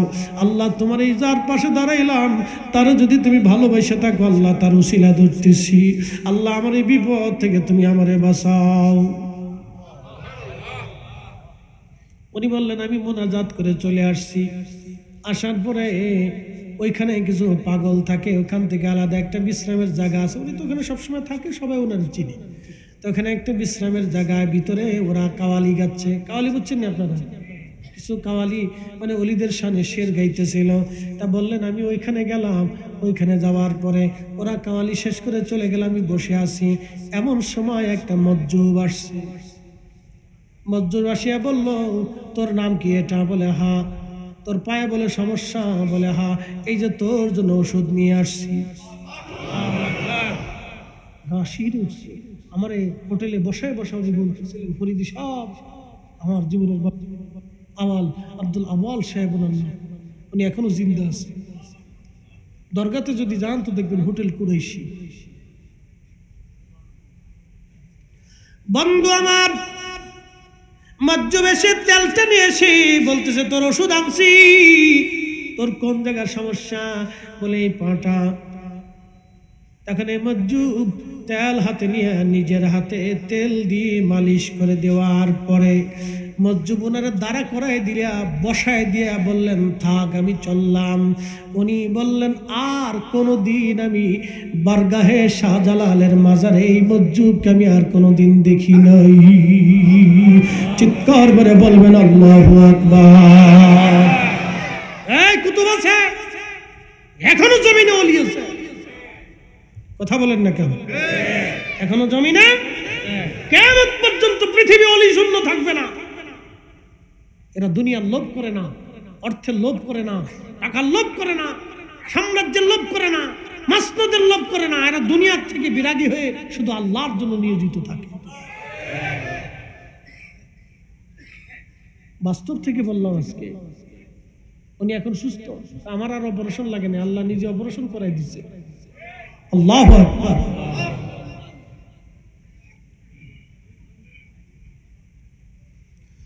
বন্ধু আমার সুলাইমান জাসুলি খুবই চিন্তায় পড়ে গেলেন, তিনি পেরেশানির মধ্যে পড়ে গেলেন। হায় হায়, এটা কি করে সম্ভব? মেয়েটা ভিতরে চলে গেল। উনি ওযু করলেন, নামাজ পড়লেন, পানি পান করলেন। ওই সেই করে ঘর দরজার পাশে দাঁড়ায় বলতেছে মা রে দরজা খোলো, মা দরজা খোলো রে, মা দরজা খোলো।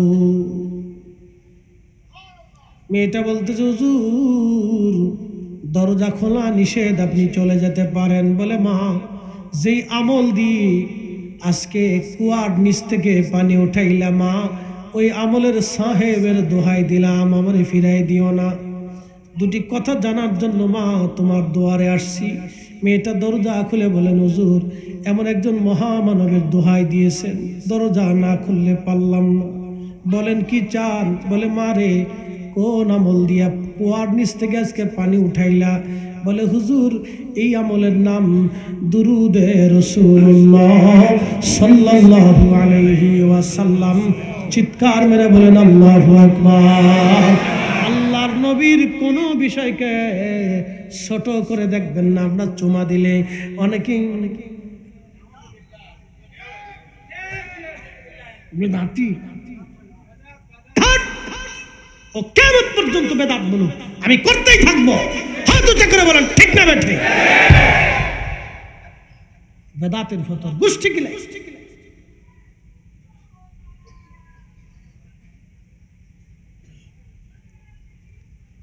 মুসলমান খুব মনোযোগ দিয়ে আল্লাহর হাবিব রাহমাতুল লিল আলামিনের আশিক ডাক দিয়ে বলতেছে হুজুর এটা প্রিয় নবীর দুরূদ শরীফ। বলে মা রে দুরূদ শরীফটা কি আমার একটু শেখানো যায় না? বলে হুজুর আল্লাহর হাবিবের পক্ষ থেকে এজাজত নাই। বলে মা রে তোমার সঙ্গে কি আল্লাহর নবীর জিয়ারত হয়? বলে প্রত্যেক রাতেই আল্লাহর হাবিবের সাথে আমার জিয়ারত হয়ে যায়। এমন নারী কোথায় পাবো রে? আমার দেশের বেডিরা স্টার জলসার পাগল, জি বাংলার পাগল, মোবাইলের পাগল, ফেসবুকের পাগল। আবার এমন কিছু লোক এখন বের হইছে কি যেন ভিডিও বানায়, নিজের বউ রান্না করে, নিজের বউ কাপড় ধোয়, নিজের বউ অমুক করে, বউয়ের চেহারা দেখায় দেখায় ইউটিউবে ভিডিও বানায়। এইগুলোর জুতা দিয়ে বাইরের দরকার। এরা হলো প্রকাশ্য পতিতা। এরা বউয়ের দেহ দেখাইয়া এরা ব্যবসা করে। ওদের বাড়ি খাওয়া আর শুয়োরের গোশত খাওয়া এক সমান কথা। ওদের বাড়ি খাওয়া যাবে না। ওরা আর এক প্রকারের বেহাইয়া পতিতা ব্যবসা করে। নিজের বউয়ের দেহ দেখাইয়া যে টাকা রুজি করে ও সমাজের মানুষ হতে পারে না, এটা অমানুষ। কথা কথার ভিতরে ভেজাল আছে। একবারে অ্যাকশন ডাইরেক্ট মেরে দিতেছে।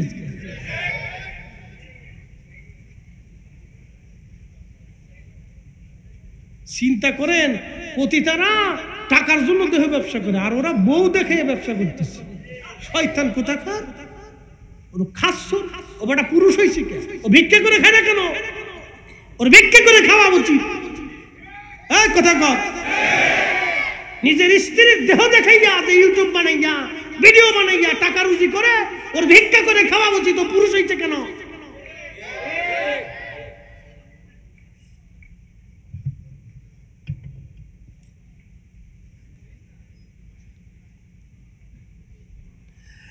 হাজরাতে সুলাইমান জাসুলি ডাকতে বলে, মা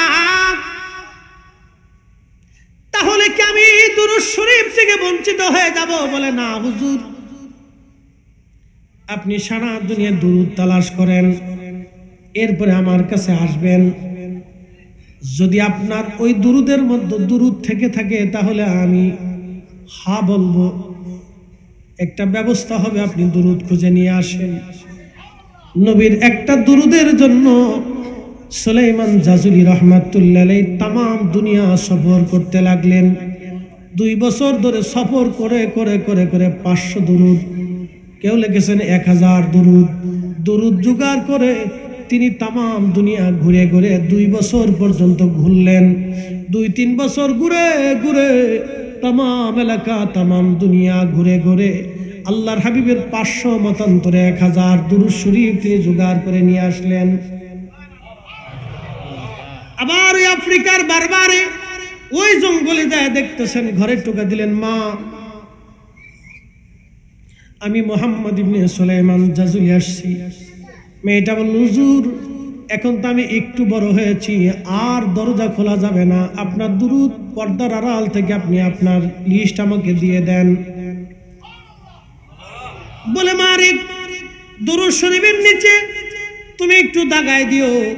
বলতেছে, হুজুর আপনার জন্য আমার বড় আফসোস হয়, আপনি আশিক কিন্তু আল্লাহর হাবিবের পক্ষ থেকে আমার ইজাজত নাই।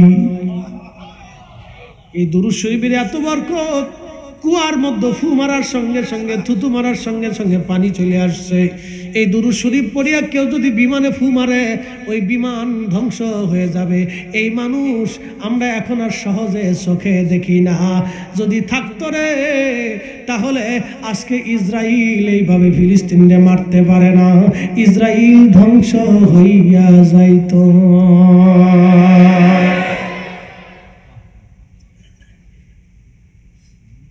কি ফাঁর দুরূদ! আর এরা খালি বেদাতের ফতোয়া মিটতেছে, খালি বেদাতের ফতোয়া মানে উম্মতকে দুরূদ থেকে বঞ্চিত করে।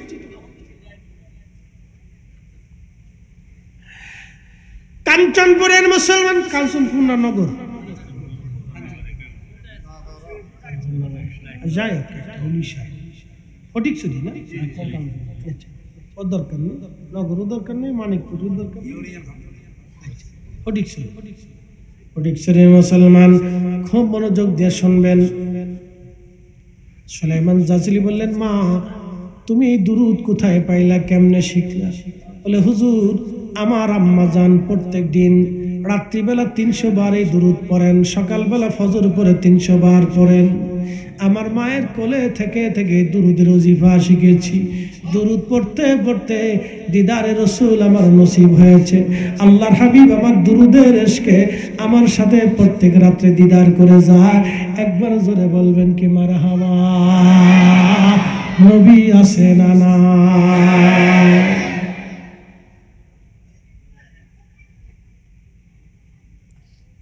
সুলাইমান জাসুলি ডাক দেখে, মারে দুরূদের নিচে একটু দাগায় দাও। বলে, হুজুর আফসোস এটাও ইজাজত নাই, তবে আপনি যে দুরূদ জোগাড় করছেন এই দুরূদের মধ্যে ওই দুরূদ শরীফটা লেখা আছে। এই ঘটনা হুজুর গাউসে পাক সাদুর আসরার না বাহাজুতুল আসরারের ভিতরেও তিনি লেখছেন। মারহাবা বলা যাবে না? অন্ধ খুব মনোযোগ, আহা আহা এই দুরূদ শরীফটা তিনি লিখে গেছেন, কিন্তু আমি পাই নাই। বন্ধু আমার, হযরতে সুলাইমান জাসুলি রাহমাতুল্লাহি আলাইহি বলতেছে, মা আমি কি দুরূদ থেকে বঞ্চিত হব? বলে, হুজুর না, আপনি প্রত্যেকদিন এই কিতাব প্রত্যেকদিন অধ্যয়ন করবেন। প্রত্যেকদিন যদি আপনি তেলাওয়াত করেন তাহলে দুরূদ শরীফের বরকত থেকে আপনি পেয়ে যাবেন, বরকত শূন্য হবেন না। তিনি এত পাগল হলেন,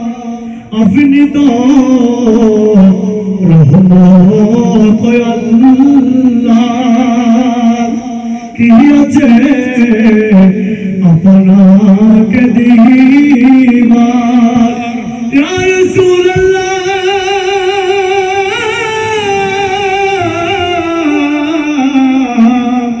দেখা দাও নবীজি সপনে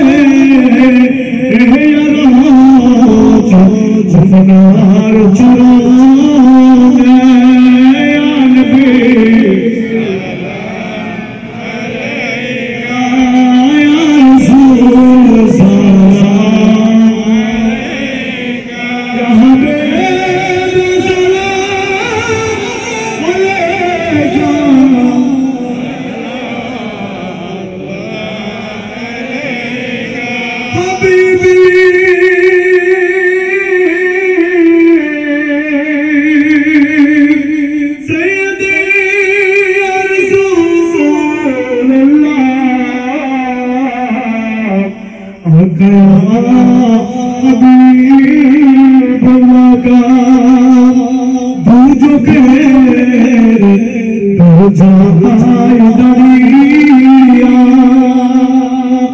আমার নবীজি বলবেন কাঁদিয়া ভয় নাই গো আমার যাইতেছি খোদার দরবারে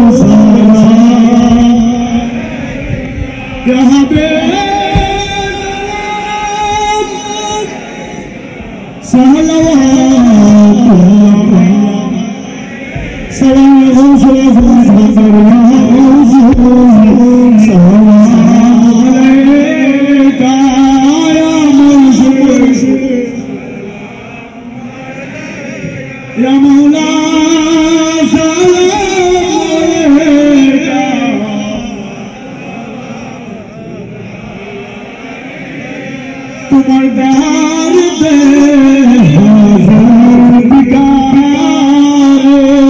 মৌলা তুমি হো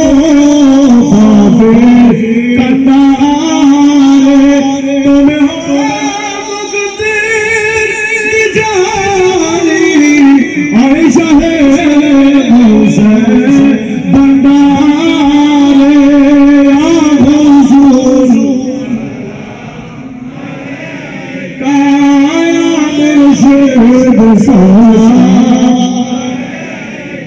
Ya Mawla salam alayka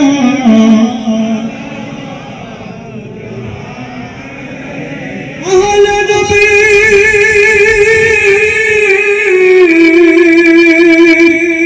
Aulad Ali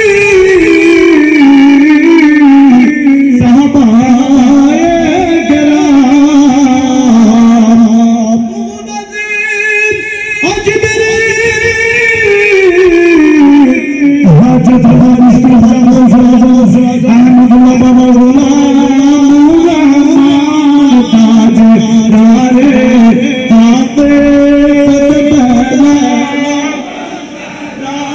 Namaste.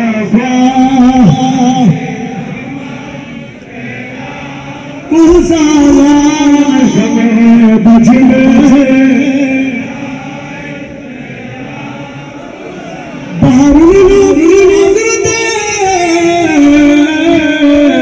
मौलाना अब्दुल शाह मुबारक अली शाह चौरबे कुटे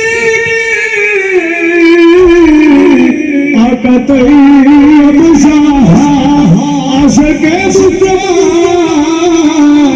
अल्लामा गाजी से बांग्ला के हर आदा सुन्नत मुस्तफा से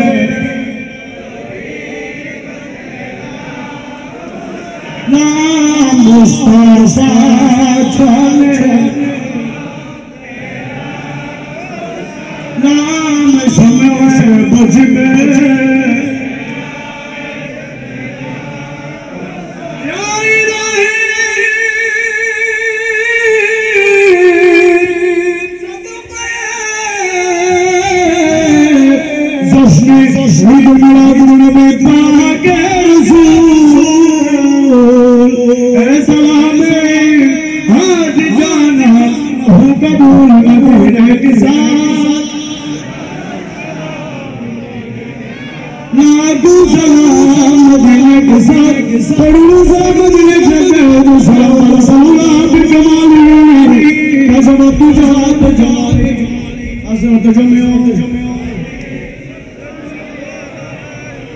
আলহামদুলিল্লাহ আমাদের মাঝে উপস্থিত হয়েছেন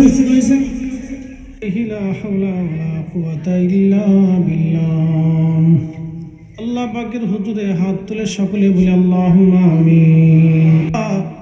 হুজুর গাউসুল পাক মাইজ ভান্ডারী রাহমাতুল্লাহ আলাইহির খেদমতে হাদিয়া পৌঁছায় দাও। শাহিন শাহ শ্রীকোটের খেদমতে হাদিয়া পৌঁছাও। আল্লাহ আমাদের এক ভাই সুন্নিয়তের বীর মুজাহিদ রব্বুল আলামিন আল্লাহ একজন সাংগঠনিক ব্যক্তি জনাব মহসিন সাহেব আজকে কবরে চলে গেলেন। আল্লাহ তিনার কবরখানাকে আহলে বাইত রাসূলের উসিলায় জান্নাতের বাগান বানায়া দাও। আমাদের কারো বাবা নাই, কারো মা নাই, রব্বুল আলামিন কারো মাও নাই, বাবাও নাই।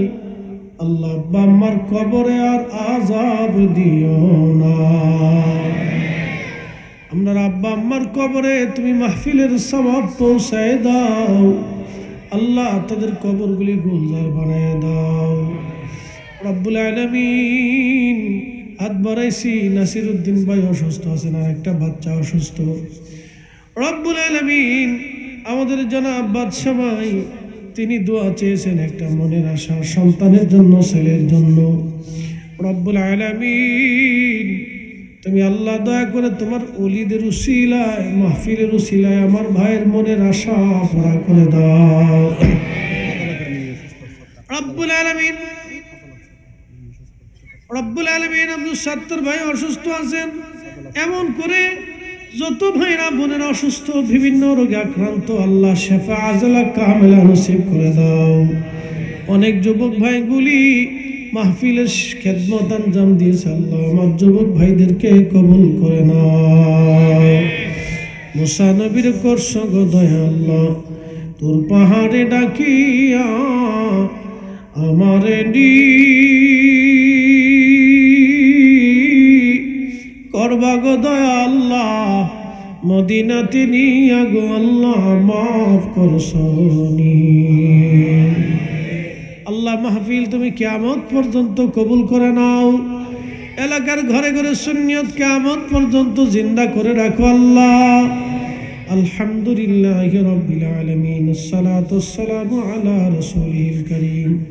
এই মাহফিলকে কেন্দ্র করে যারা পরিশ্রম করলো, খেদমত করলো, রব্বুল আলামিন তোমার হাবিবের উসিলায় তাদের বাড়ি ঘর তুমি রহমতের বাগান দিয়ে ভরিয়ে দাও আল্লাহ। অনেক মা বোনেরা হাত বাড়াইছে, আমার মা বোনদেরকে রাবিয়া বসরির মতো ওলি বানায়া দাও। আমার প্রত্যেকটা যুবকের কলিজায় রসুল প্রেম দিয়ে জিন্দা বানায়া দাও আল্লাহ। প্রত্যেকজন যুবকের কলিজায় নবীর প্রেম দিয়ে কলিজা জিন্দা বানায় দাও আল্লাহ। আলহামদুলিল্লাহি রাব্বিল আলামিন।